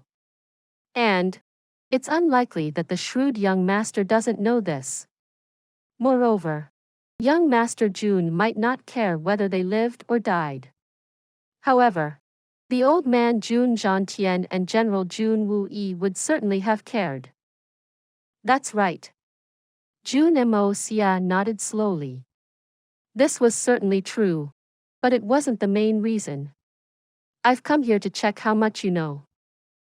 Today's matter has clearly shown that the Jun family doesn't care about the imperial power, nor do you fear it. So, it would have been meaningless even if I had gone to the emperor tomorrow. However, I could have used this time to circumvent the court. And that could have been a very hard blow to your Jun family's power. I couldn't have destroyed your Jun family, but I would have made you pay a huge price. In fact, it would have been a price you couldn't have afforded. He laughed heartily. This old man is a court official. But he still has enough power to win over many almighty heroes. And I can also bring many unrivaled heroes down. And our members have had deep-rooted and majority power within the Tian Xiang's court. So, you can't defeat us even if you have the greatest military power. Therefore, the best time for you to start was tonight. Moreover, the young master had revealed his true powers today. So, It seems that the Jun family's young eagle has finally spread its wings. However, he had also demonstrated that he targets the ones in power. Therefore, this old man and Kong Ling Yang were certain that we'd make for the optimum targets. I and the young master have had limited contact. However, I am certain that the young master is a vengeful person. You're a venomous person who can deal with tomorrow's storm of accusations, but you wouldn't have waited till tomorrow to deal with it. The young master may be dishonorable. However, I must say that he at least possesses filial piety. The one to bear the brunt of this attack on the Jun family would have undoubtedly been Jun Tian. However, you won't allow your grandfather to be attacked. This angle was something which this old man had repeatedly considered in order to deal with you. I had wished to force you into submission by using the pressure from public opinion. But it's a pity that a man's plans don't always pan out. You adapted yourself and displayed thunderous power while becoming tyrannical. And you successfully destroyed the comprehensive arrangements I had laid by doing so. The young will truly surpass us elderly. These were the reason that left me convinced that you would come no matter what happened. You would have come for me at Kong Ling Yang's place if I hadn't been here. Your arrival was inevitable. So, how could this old man not be here? This Jun Moxie truly sees Master Mei in a new light now. In fact, this youngster feels even more honored now. Jun Moxie gave a profound nod. Mei Gao Jia has clearly made a thorough analysis of me in order to arrive at this conclusion. Therefore, Jun Moxie had spoken to him with respect. Secondly, why would Master Mei not make any preparations even when he knew that this youngster was coming over? Master Mei may be an official, but he has orchestrated many murders. So, he could have left me to suffer serious damages because I was coming to kill him. But I found no guards in place when I came over. It is evident that Master Mei had removed them on purpose. Why do this? Jun Moxie asked the second question. It's like I just mentioned. I've understood you quite well even though our interaction has been limited. It may seem that the young master behaves rampantly, tyrannically, and maybe even absurdly, but it can now be assumed that everything is interlinked. Moreover, your arrangements are far-reaching. So, you must be thoroughly prepared since you dared to come here. I have indeed orchestrated some deaths. But how can I compete with your Jun family? Moreover, I had feared that I wouldn't even get the chance to chat with you. Mei Gao Jia smiled far-sightedly. This old man is an extremely weak scholar. I had never understood Xian cultivation, and never knew what sky Xian or spirit Xian is. But I know that I'm no match for the Jun family. However, I knew that the young master would definitely talk at my invitation if I were the only one present here. I had previously considered Master Mei to be a rotten scholar. But I now see that he's a very wise man. Jun Moxie laughed and poured 2 glasses of wine. Moxie again pays you respect for what you've spoken. Mei Gao Jia's expression remained mild and generous as he drank as well. My third question: this Jun Moxie's actions may have been dishonorable in your eyes. However, it was my business. So, what business do you have with my Jun family's affairs? Moreover, you knew the truth of the matter. So, why did you speak so forcefully in favor of covering my head in shame and having me killed? This problem had genuinely left Jun Moxie very puzzled. It seems that my persona vice has nothing to do with Tian Xiang's usual customs. But why did you bother making these irrelevant connections and accusations? Why did you provoke my Jun family's thunderous anger by attempting to get me killed? When had I ever behaved properly in the past? But I had never seen you rallying everyone then. Do you mind being generous with your explanation? Master? This dispute ends with you, young master. But it had also stemmed from you. There have been disputes between Jun Xie Tian and us. But this old man would have never acted against him in this manner. After all, that old man has been very good for the country and its people. His son Jun Wuyi has also been good. Our political views have differed, and we've struggled against that father and son. But we've still admired them. We wouldn't have accused them if they had been in your place. Moreover, we would have tried to save them instead. You are the reason why this matter has taken place. Young Master Jun Moxie. Meigao Jia smiled coldly. Because you don't hold anyone important. You ignore everyone in the world. This old man isn't being ridiculous. Jun Moxie. And I haven't misinterpreted you either. I feel like I know the young master like he was an intimate friend. However, it would have brought endless misfortunes if you had inherited the Jun family's power. In fact, I am convinced of this. The entire Tian Xiang would have enveloped into chaos. The emergence of your talents was the first signs of danger. Therefore, you needed to be strangled as soon as possible since the entire Tian Xiang would have been brought to destruction by your hands. In fact, it's only Tian Xiang for now. But you are bound to cause great destruction to the entire world if you prevail. There was no doubt that Meigao Jia's words contained some profound meaning. But Jun Moxie didn't inquire any further. Now wasn't a good time to take revenge even if Meigao Jia genuinely knew the truth. And perhaps there wouldn't have been a need for any evidence if it had been the opportune time for it. Please subscribe to this channel so that we are more enthusiastic in providing the best video for you. Chapter 458. How can a rosy-cheeked hero solve the problems of lasting importance if he can't shed his sentiments? Besides, Jun Moxie had already confirmed his doubt. So, he didn't wish to reconfirm it. Every doubt pointed in the same direction. And Jun Moxie only needed one opportunity. That's it. There's another point. Jun Moxie, you are very dangerous.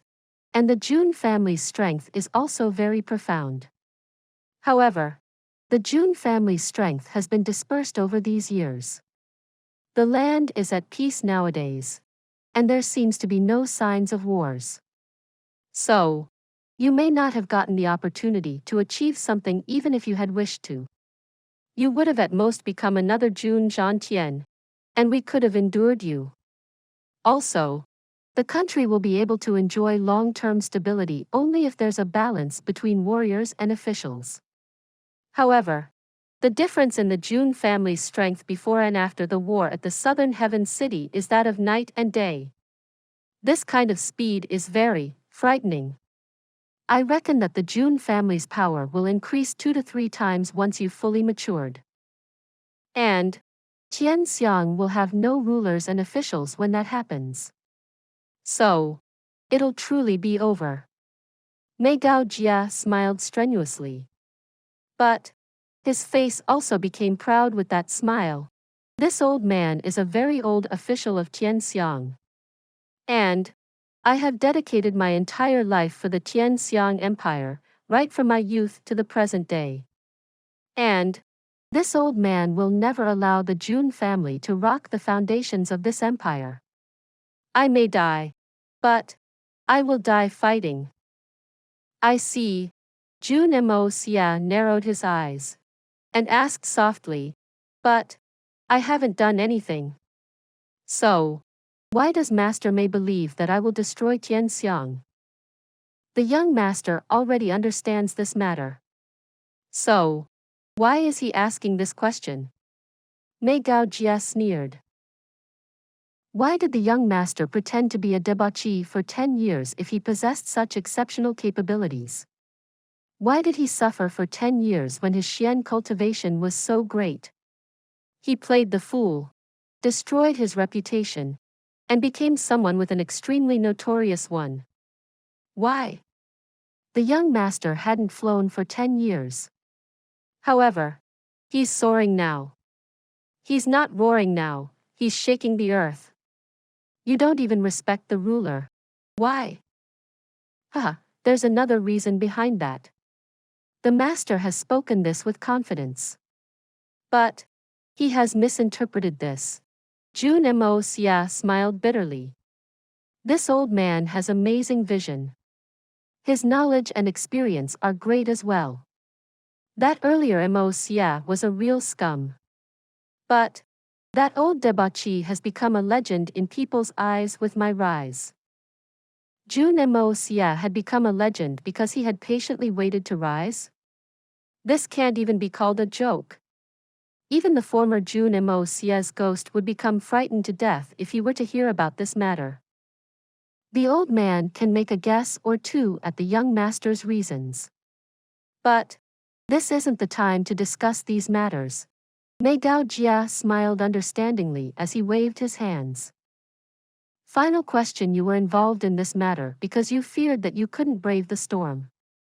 So, it may be assumed that you worked with someone else. The two masters are deliberate planners. But I'm afraid that even you aren't this contemptible. So, this matter has someone else's involvement as well. It's the people from the Xinxi and the Yutang empires if this young master is guessing correctly. Right? A tiny flash appeared in Jun Moxie's eyes. Why did you commit the traitorous crime by collaborating with them to entrap the Jun family in the imperial court? I had asked the master to give me an explanation when I had first arrived. So, can you give me one now? Ha ha ha, traitorous crime? This matter is the cleverest part in the whole world. Debauchee laughed loudly. The Jun, the Dugu, and the Murong family have been defending the borders with troops without any worry. There will be a fit of chaos for some time if the Jun family is extinguished. However, the empire can use the resources it's been saving for many years even if the other two empires join hands and invade us. In fact, there won't be any change in dynasties even if we lose the war. But this sort of a disaster is imminent if you're allowed to grow. However, Xiang's survival is easier if there's only the temporary chaos of Jun family's elimination. So, we had no choice but to weigh our options. Master Mei, I ask you to take note. Jun Moxie looked coldly at the freely talking old man. His glare was biting cold. Perhaps your inference is reasonable. But it's only inference. Nothing more. In fact, it's entirely different from fact. Moreover, you've used this inference to harm my Jun family, to harm this country's guardians. Didn't you ever feel your actions were excessive? Did you ever think how many people could have died because of your unconfirmed inference? Perhaps it could be said that you have some grudges against the Jun family. Maybe it could be assumed that I'm not pleasing to your eyes. But this can't hide the fact that you've distorted the truth to attack us. Moreover, your inference is merely your personal opinion at best. You don't have any proof. Also, you use this method to humiliate an innocent and good woman who readily sacrificed her virtue to repay my family's kindness. And you clearly knew that she was innocent. You knew that she had nothing to do with any of this. Moreover, you also know that her past has been as clear as ice even if she has lost her virtue to me. And you also knew that my third uncle had taken her in as an adopted daughter. So, she wasn't the daughter-in-law of the Jun family anymore. She wasn't my sister-in-law anymore. But you didn't let go of her former identity, and you used it to attack her. Let me ask you something: since you've acted like this, is the happiness of women something one can abandon, trample, or exploit as per their wishes? Is that so in the eyes of great scholars like yourself? Can you sacrifice anyone for your goals? I wish to know why a great and virtuous scholar did this even though he desires to uphold a just and righteous environment. Jun Moxie continued to rain his questions down in a sharp and biting cold tone. Debauchee looked up haughtily. He didn't seem ready to concede anything. This is quite common. In fact, I even disdain to explain this. But I'll give an explanation since the young master has asked. It wouldn't have mattered if it were that particular woman or this.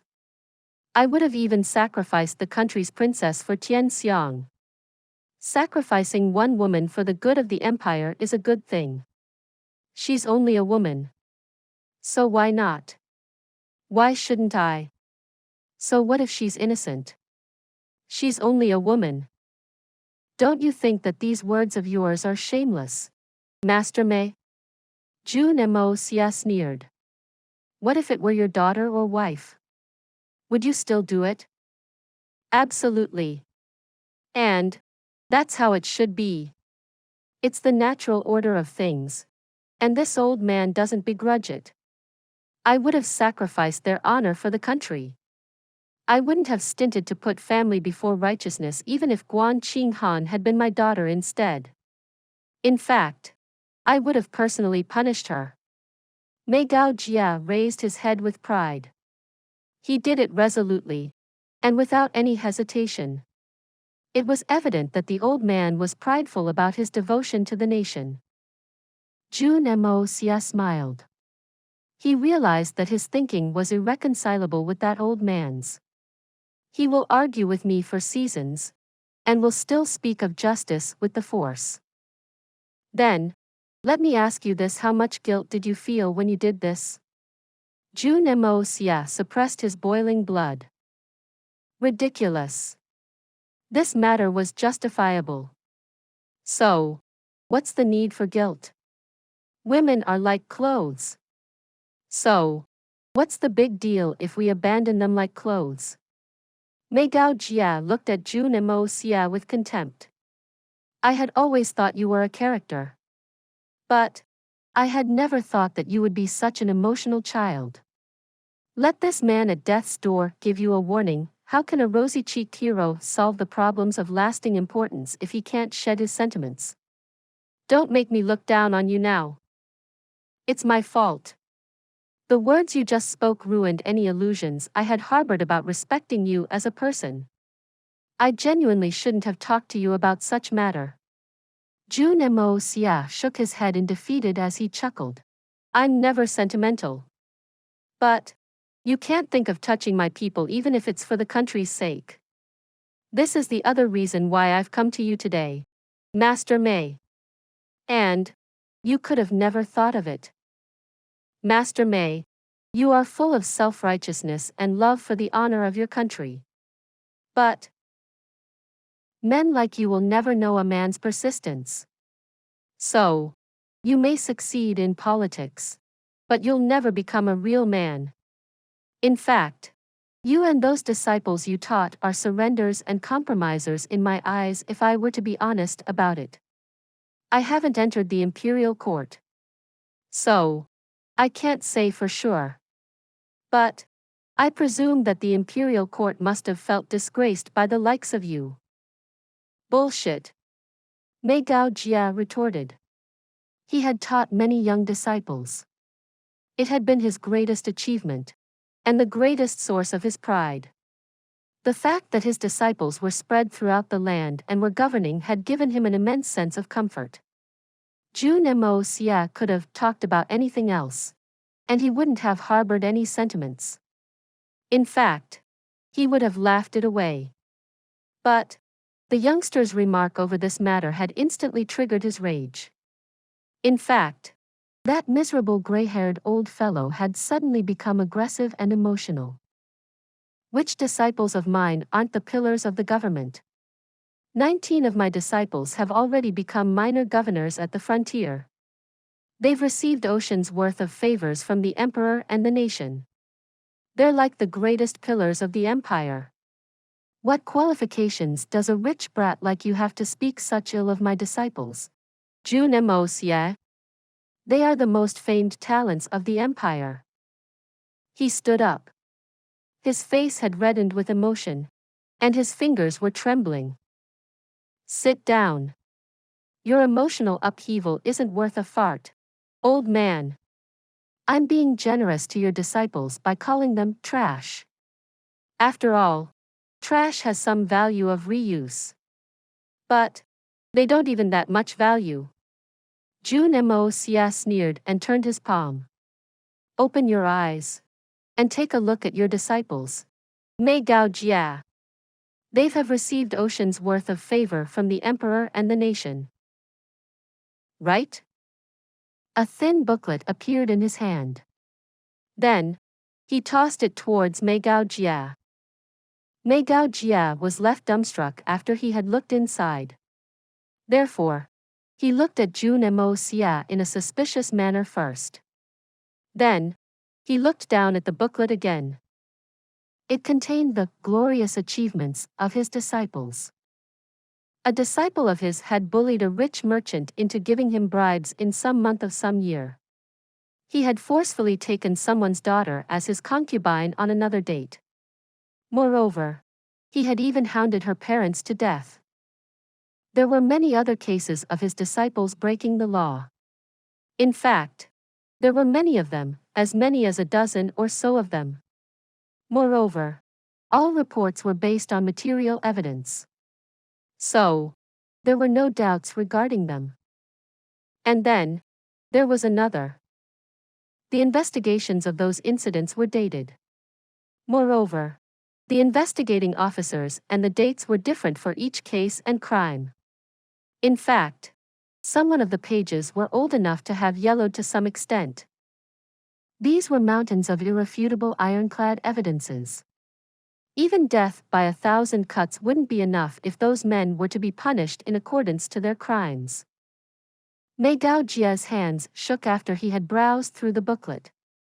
He then slammed it on the table with a bang. This house and courtyard had been bestowed upon him by the previous emperor as a reward for his services.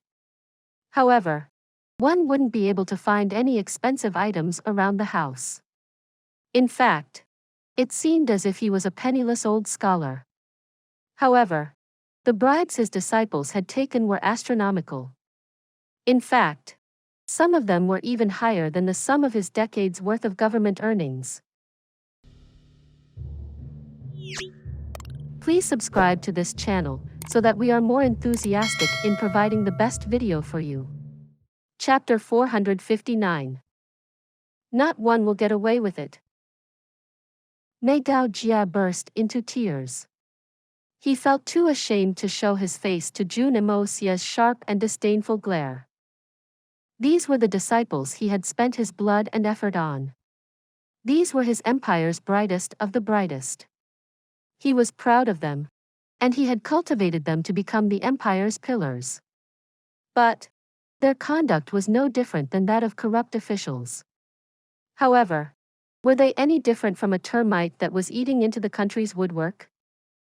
Debauchee was in a daze. He didn't speak up. Debauchee, you've spent your life's hard labor in training those disciples. You had proudly thought that they were the country's brightest. In fact, this is only a small part of them. After all, you've led the Wenxing Heavenly Literature Institute for decades. How many of such disciples did you teach over that time period? Debauchee, you've always stood at the peak of righteous morality, but you've never known the filth that thrives in the world beneath you. Yet, you accuse me of bringing about the destruction of Xiang. But why don't you open your eyes and see who has been bringing destruction to Xiang? The destruction that you'll bring to this nation will be far greater than what I would. In fact, it's several thousand times. 10-20,000 times. So, let me ask you, Debauchee, what qualifications do you have to criticize me? You say that I may cause a rebellion. But where do you think I will get the military strength for it from? They will rise amidst the victims of your disciples' bad governance. Therefore, I can say that Mei Gao Jia will become my greatest co-conspirator, my greatest helper, and the strangest secret accomplice in case I were to revolt. Do you agree with what I'm saying, the great and wise Mei? Jun Moxie chuckled. Don't say you didn't know. I thought that we were different people. But, no. We're the same. But, who doesn't like to claim that they are clean? After all, every raven calls itself clean when it sees a crow. But, they're the same. Isn't it? Mei Gao Jia staggered back. His previously calm appearance had vanished by now. And his complexion had turned ashen instead. Mei Gao Jia. Master Mei is a very wise man. You keep repeating that you've cultivated bright minds to act as pillars for the empire. In fact, you've been saying it for decades. But, did you see what you've cultivated? They're nothing more than termites that will bring the nation to disaster. Ha ha ha, it's so very laughable. Do you see where you live? How are you different from a beggar? But, do your clean hands cancel out your crimes? No. Your crimes are innumerable. You had said that I would bring disaster to the land. Right, old man? Pardon me, but I can't even find an adjective to describe the amazing work you've done for the empire. Jun Moxie's words became increasingly sharp. Young Master Jun's true goal had finally been exposed at this moment. Jun Moxie's main aim was to deal with those great hypocrites. But Jun Moxie's investigations had only been the tip of the iceberg. After all, the Wenxing Institute's filth had been entrenched very deeply inside the Xiang Empire. Moreover, these men had a lot of power in their hands. Only a few of them were in higher ministries. But they could still bring about great damage. However, Jun Moxie wasn't a heroic person. So, he wouldn't have dealt with these people if they hadn't offended him. He would only have dealt with these injustices if he had encountered them. However, the scholars had become a pain for Jun Moxie the moment they had led the masses to attack him. And hence, Jun Moxie had taken the steps to first remove those human filths. He could even kill 10,000 men if they dared to block his way. In fact, he would even kill 100,000 if they stood in his path. Jun Moxie wouldn't even think twice about killing over 100,000 people like these ones. I'm an assassin, but I believe in good things. I don't seek justice, but I will act with fairness. No matter who it is. I'll be fair. Not for the world. Not for law. But for myself. This was part of Jun Moxie's belief. Master Mei, have you ever calculated the amount of losses you've caused the empire? Do you think I wanted to insult you when I belittled your disciples in the scholarly retreat? I only shut their mouths to reprimand you into waking up. I had hoped that you'd get back on the right path. But it's a pity that you've stubbornly followed the wrong one instead. And you've kept repeating those words, all for the sake of Xiang. So, tell me now. How will you face your sins? How will you redeem yourself of them? Jun Moxie's voice was somewhat sinister. I had previously allowed your students to insult their teachers. After all, I wanted to show that they'd betray their own teachers. You should be thankful to me, and grateful to me. In fact, you should worship me. But I want to see how a dignified hypocrite like you can have any standing in society after you've been exposed. Jun Moxie maliciously spoke his thoughts. Redeem my sins? Mei Gao Jia's blurred vision became clear as he grasped the last straw which would save him. Can I truly redeem my grave sins? Some sins can't be redeemed. But we can still remedy some of them. And I'm sure that Master Mei can lessen those sins if he strives. Jun Moxie sounded like the wolf who was trying to entice Little Red Riding Hood as he carefully spoke these words of guidance. Haha. Jun Moxie. I can clearly see your true intentions now. You want to use my hand to root out my students so the Wenxing Institute can never stand in Tian Xiang again. I can see your intentions clearly. But I'm the reason behind these crimes. My hands are clean, and my heart is loyal. But how can I not attempt to clean what I'm leaving behind? I know fully that you're using me. But I'll still happily oblige. Mei Gao Jia smiled bitterly. He then frowned before he spoke. Heavens, pity me. I had lost my way, but I have finally woken up. However, I must pay for everything I've done in the past. I must make things clear. But scholars can't be destroyed. And Tian Xiang can't be either. However, Tian Xiang will certainly need a new atmosphere. How did this old man ever become such a callous teacher? Tears flowed as he started to tremble while speaking. He recalled the students he had taught, from the common youth to the renowned scholars. They had advanced in their careers with the passage of time, and had become minor governors of the frontier areas. Some had even become senior officials. He had labored his entire life. And he had harbored many expectations in return. However, his efforts had unexpectedly come to nothing. He had worked painstakingly to establish the Wenxing Heavenly Literature Institute.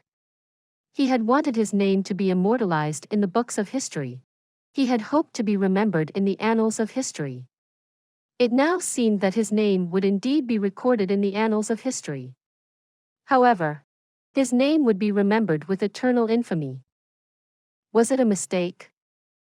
Master Mei, your starting point wasn't wrong. Nor can anyone criticize your initial intention. But you had overlooked human greed. Jun Moxie saw through what the old man was thinking. So he straightway assuaged his doubts. Ability is obviously a necessary aspect. But virtue is more important. An exceedingly talented man can bring an equally exceeding calamity if he doesn't have virtue. Your institute always posed as righteous. But you only spoke of righteousness as if it was merely a slogan. It never became the heart of the education. And this righteousness has become a weapon you attack others with because of this. In fact, this meant that you had acted with self-righteousness even if you had done something wrong. Jun Moxie laughed and said, after all, one's guilt is of no significance if they can find a high-sounding justification. And this was even easier to grasp for your studious and educated scholars. Therefore, they became increasingly self-righteous. And the long-term consequences of this are rather easy to imagine. Virtue is the first thing a child must be taught about. Jun Moxie continued. This is the true aim of education. Virtue is the first thing a child must be taught about. Those words resounded like loud drums. In fact, they seemed so loud that they exploded in the old man's mind, and he suddenly understood many things. Then, he went to the other room, and returned soon after. However, he was carrying a thick binder that contained a roll of names. The names of different people were listed inside it along with the careers they had embarked on. In fact, it contained everything: where they held office, where they were transferred, what they were doing now. Everything was marked very clearly. Every individual was listed very clearly. This had previously been the greatest source of Mei Gao Jie's pride. In fact, he used to show it off very frequently. However, it had become the death mark for his students now. Jun Moxie. It doesn't matter if you're good or bad. or if you're doing this for justice or personal grudges. But this old man has been convinced by what you've spoken about the true meaning of education.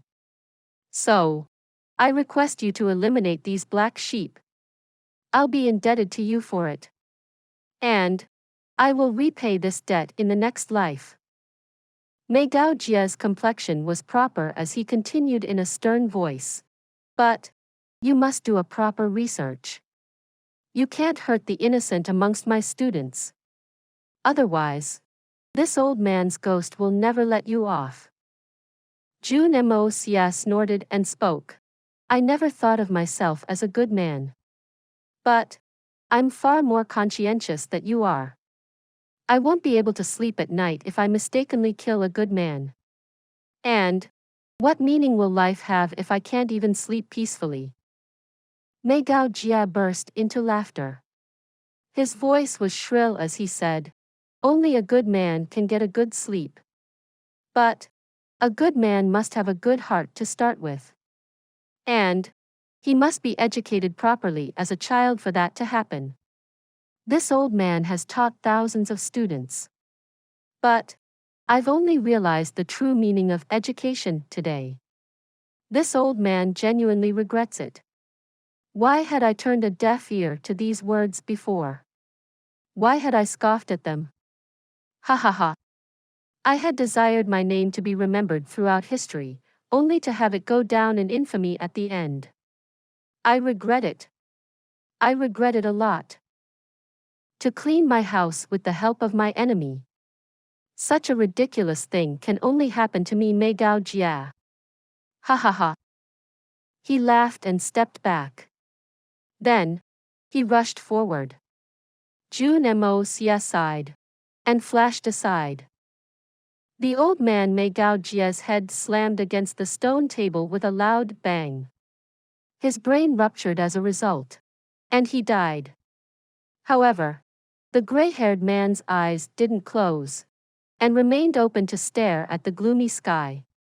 One could even see a vague hint of shame in his eyes. Mei Gao Jie, you spoke with conviction. But your pedantic thoughts were hopeless to begin with. You were muddle-headed, but your heart could still distinguish right from wrong. You were donghua, but you weren't wretched. But you offended me without being a wretched man. So, you were donghua nonetheless. Jun Moxie took the binder. He felt neither happy nor sad as he said softly, I won't kill good men. But I won't let a single bad one get away with it. Please subscribe to this channel so that we are more enthusiastic in providing the best video for you. Chapter 460. Xiang is filled with blood. The entire Xiang was filled with blood that night. The night had followed right after the bloody events that had plagued the city a bit earlier. But the degree of massacre on this night was even grander. There was no sleep reserved for that night. Jun Moxie had made his powerful entrance earlier this day. And he had made the three scholars abuse their teachers in public. The news of this incident had surged forth in every direction. However, this shocking news hadn't even died down when more news spread. More than 70 business estates belonging to the Meng family of the Xiang city had been attacked. This was even more shocking than the previous news. The marshal of the army Jun Xie had ordered all troops to be on standby. They were not to rush into action. And those who disobeyed would be executed. An order came from General Dugu Wu Di soon after. And this order stated that no soldier was to rush into action. In fact, no soldier was to leave the garrisons. Moreover, the violator wouldn't receive amnesty from death. The Murong family wasn't willing to lag behind either. And they quickly recalled their men as well. The Li family also didn't make any remark in taciturn agreement. Meanwhile, the other big families of Xiang had seemingly chosen to wait and observe from the sidelines. And then, the imperial court acted in accordance. No imperial guard was to leave their post without permission. And they were to wait for the imperial edict. It could be said that the imperial family had turned the Tian Xiang city into a restricted area along with the help of the other powerful families. However, they had allowed one entity to operate openly inside this restricted area. And that single power had enveloped the entire restricted area. And that individual entity with unconditional power over this restricted area was the Jun family. Many groups of warriors from the Jun family had attacked the Meng family's estates. And they had evicted the Meng family's men from those estates without mercy. Anyone who had shown any resistance was beaten into pieces. So many limbs were broken that night. And even the number of lives lost wasn't small. Basically, the Meng family's power had been thoroughly removed from the capital city. However, the Jun family wasn't the only power on the move. Even the Donghua family's military might was at play. Consequently, the city had momentarily been alarmed by this mutiny-like situation. Jun Moxie had staged slaughters on the streets, and had flowed rivers of the blood. People had screamed on the flagpoles until they had met their end. The shock of that event hadn't been subsided when these new set of events had unfolded. In fact, it hadn't even been evening time when the crushed corpses of those 3 absconding scholars were found at the city's gates. This had resulted from the counterattack of the so-called hypocrites. But that wasn't it. And that's because many officials were killed later that night. The Minister of Rights Xiao Qingjun leaned forward in the dark of night. He seemed to be writing at a tremendous speed. He was writing a memorandum that attacked the Jun family on multiple levels. He was prepared to brave divine death the next day. But he still wanted to defeat them. Minister Zhao was unexpectedly confident at that moment. Over 300 scholars from the unrivaled Wenxing Institute had signed a joint statement under the leadership of their 2 teachers. And this statement had also accused the Jun family. Wouldn't it be a spectacular scene? I'm sure that no emperor can disregard this. The Jun family's power may exceed all levels. And they may even control Tian Xiang's military. But they are only one family, nothing more. Can they ever surpass the entirety of Tian Xiang's bureaucracy? The Jun family has sent that little beast on a killing spree. After all, they intend to intimidate and hinder us. But what difference does that make? He's only one bold and reckless man. The noisier he gets, the better it will be. The more people he kills, the better. After all, there will be no margin left to maneuver in the end.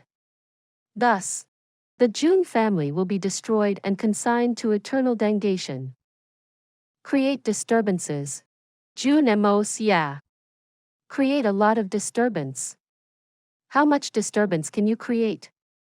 You will die the moment the emperor wants you to. And we men have enough power to influence the emperor's wishes. We can get you killed through the emperor. In fact, we can get your entire family killed. The imperial edict will spell your doom. The Jun family is doomed to end. Therefore, Minister Zhao had stayed awake the entire night, and had written an excellent memorandum. And it would be a great weapon at the court the next day. I've finally finished it. Minister Zhao sighed. He couldn't help but read it again. And he became very impassioned as he read it to himself. In fact, he could even visualize His Majesty as he'd read his excellent memorandum. The Jun family is Tian Xiang's benefactor. However, their crimes can't even be washed away by their deaths. In fact, that would require digging up their graves and whipping their corpses. Jun Moxie and Guan Qinghan are the main culprits. And They seemingly don't have a single shred of shame. Calling them a bandit and a whore would be too polite and nice.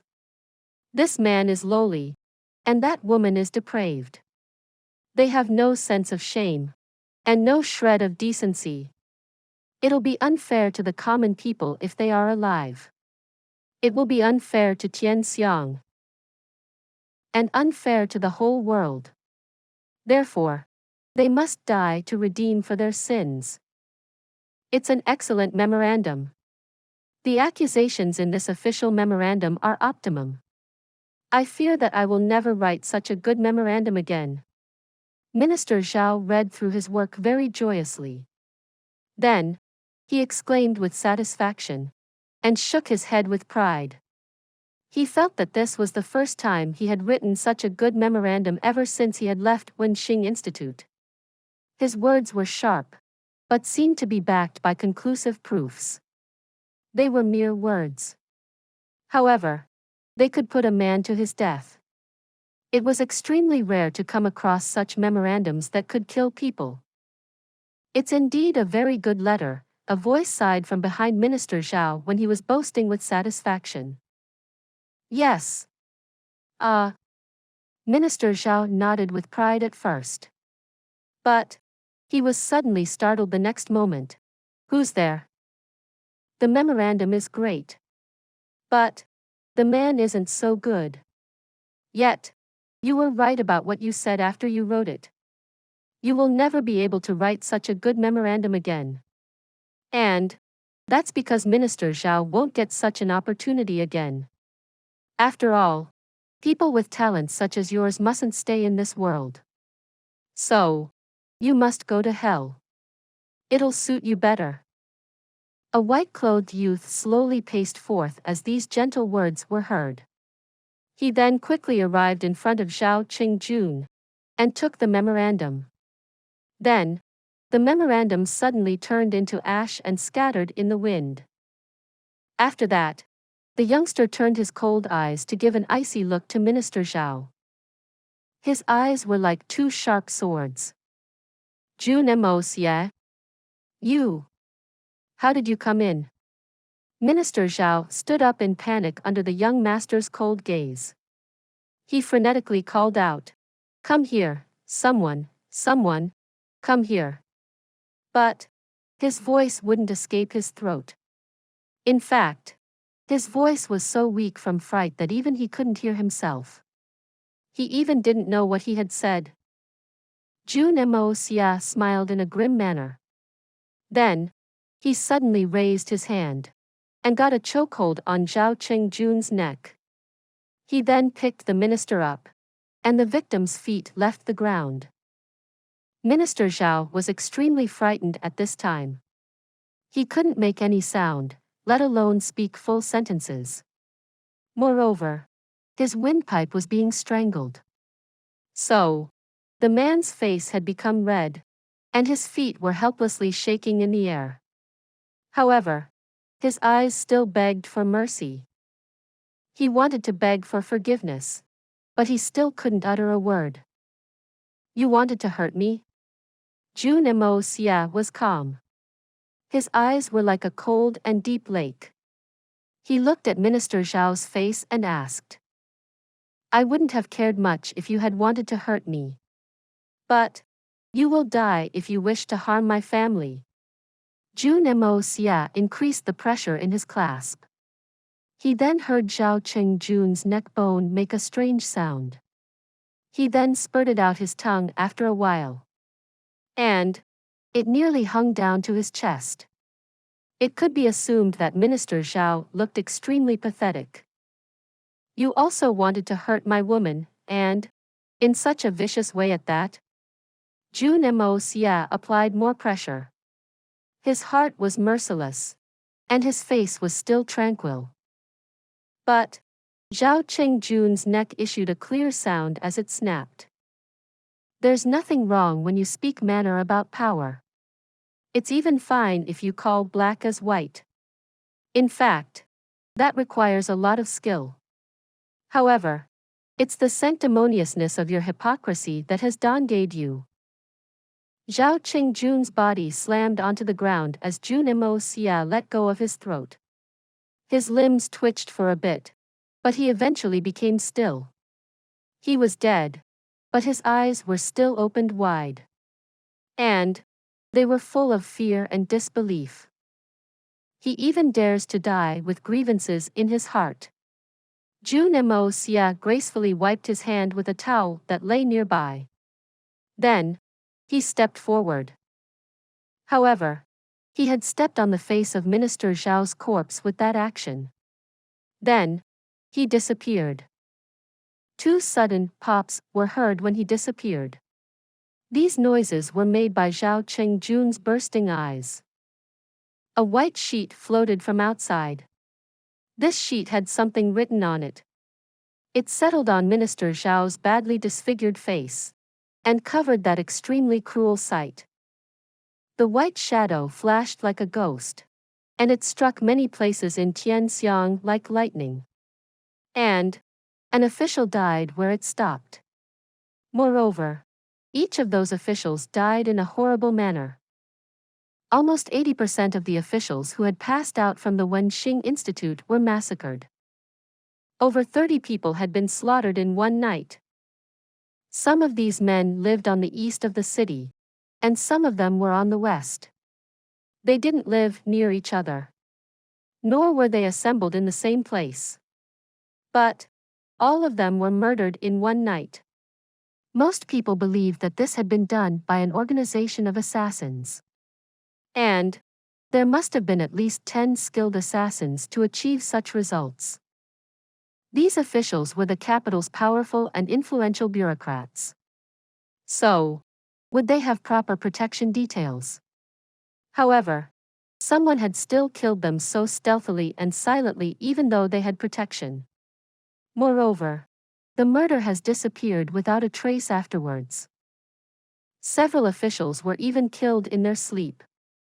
And the people sleeping beside them didn't even come to know about it. They only found themselves sleeping beside a dead man the next morning. The dead men's expressions were those of extreme horror, or maybe torment. But the people sleeping to their side still hadn't realized a thing. Such assassins and such assassination skill were very rare and shocking. Another thing common about those who had been murdered was that each one of them had a white sheet on their faces. And this sheet detailed the reasons for their execution. Each of these men was guilty. And some conclusive proof was left on the sheet above their bloodied faces. Countless people in Xiang lit firecrackers when they heard the news of those officials being murdered. In fact, it had appeared as if they were celebrating New Year's. However, many people lit incense sticks and kowtowed to the heavens as tears streamed down their faces. However, the calendar was nearing the end of the year at this time.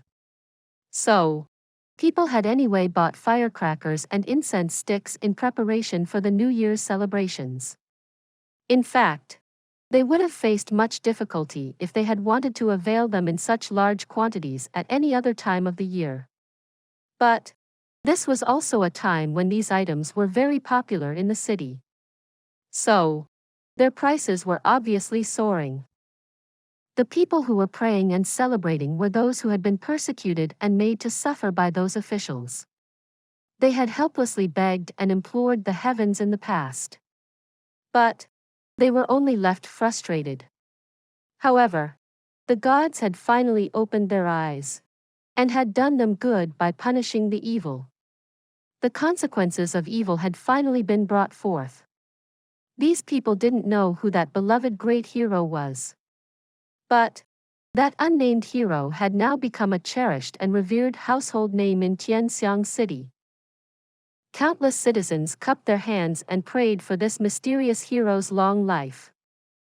Most people thought that it was done by the Jun family. After all, these dead officials were the people who would have spared no efforts to use that matter between Jun Moxie and Guan Qinghan to get rid of the Jun family. In fact, they were part of the main force which was attacking them inside the imperial court. Therefore, It was perhaps a form of retaliation from the Jun family. However, everyone kept these matters in their hearts. No one dared to speak about it since they couldn't repay their kindness by doing that.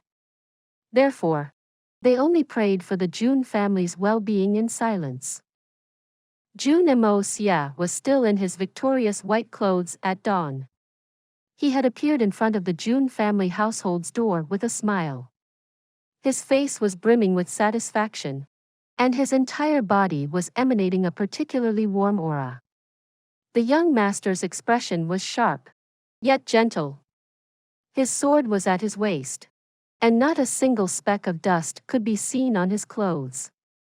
In fact, it looked like the young master had gone for a morning walk, and was only returning in leisure after he had picked some flowers.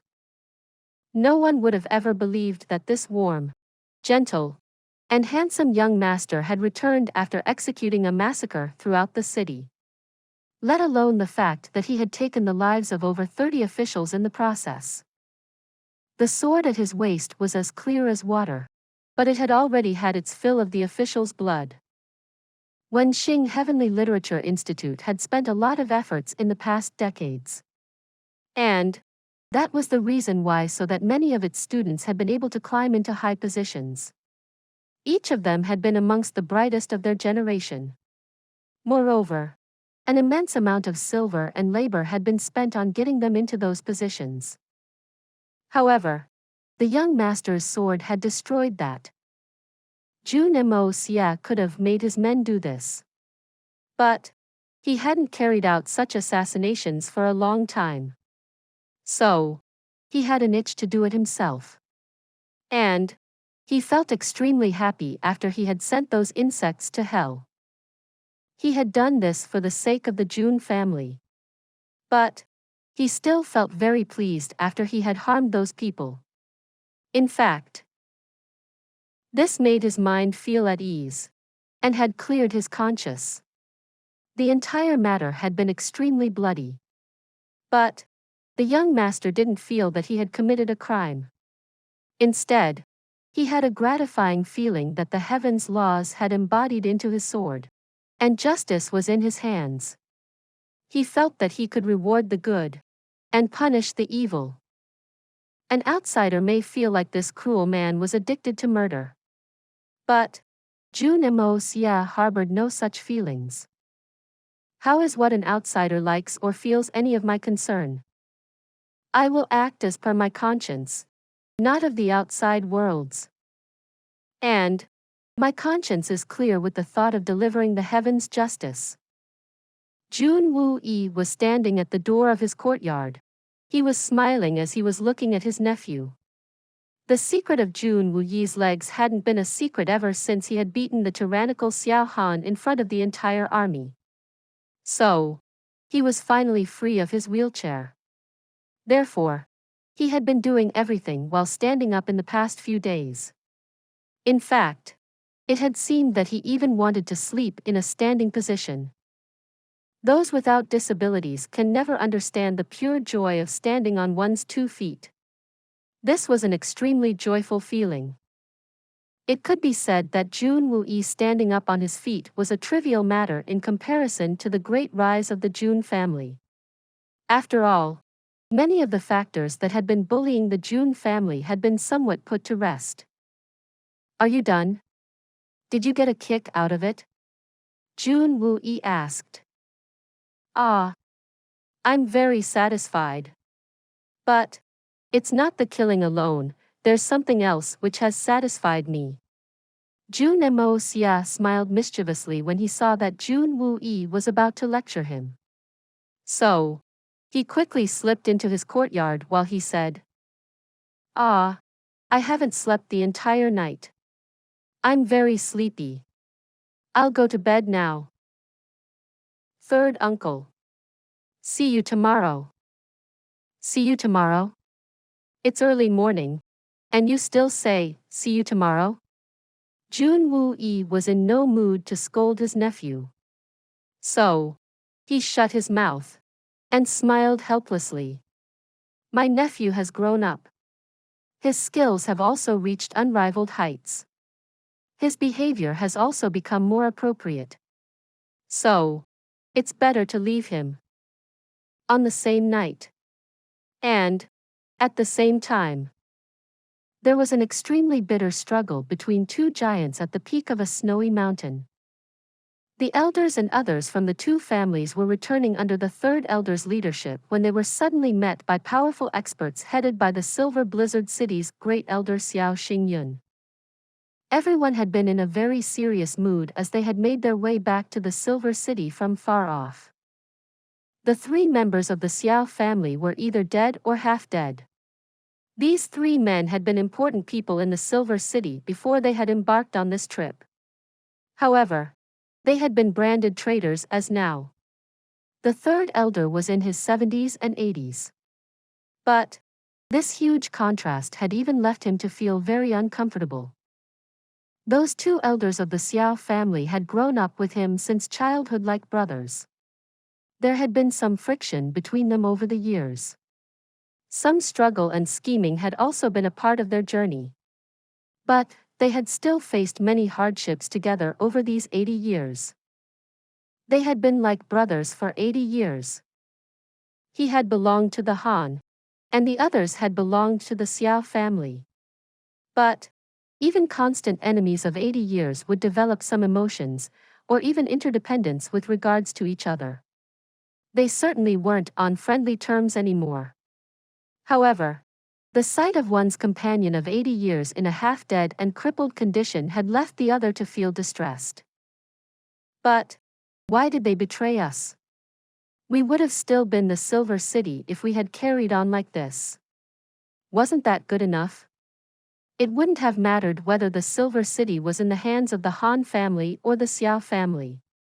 After all, the Silver City would still be the Silver City, right? Who in the world doesn't know that there isn't any real distinction between the Han and Xiao family of the Silver Blizzard City? One family is the named ruler of the city. That's all. But how's that even important? Would the Silver City's name have changed if the Xiao family had assumed control? It wouldn't have been a change in the reign of a nation's dynasty. So, why? This story will be continued to chapter 461. For those of you who are not subscribed yet, please subscribe. The interesting and best stories will be updated. See you again in the next episode.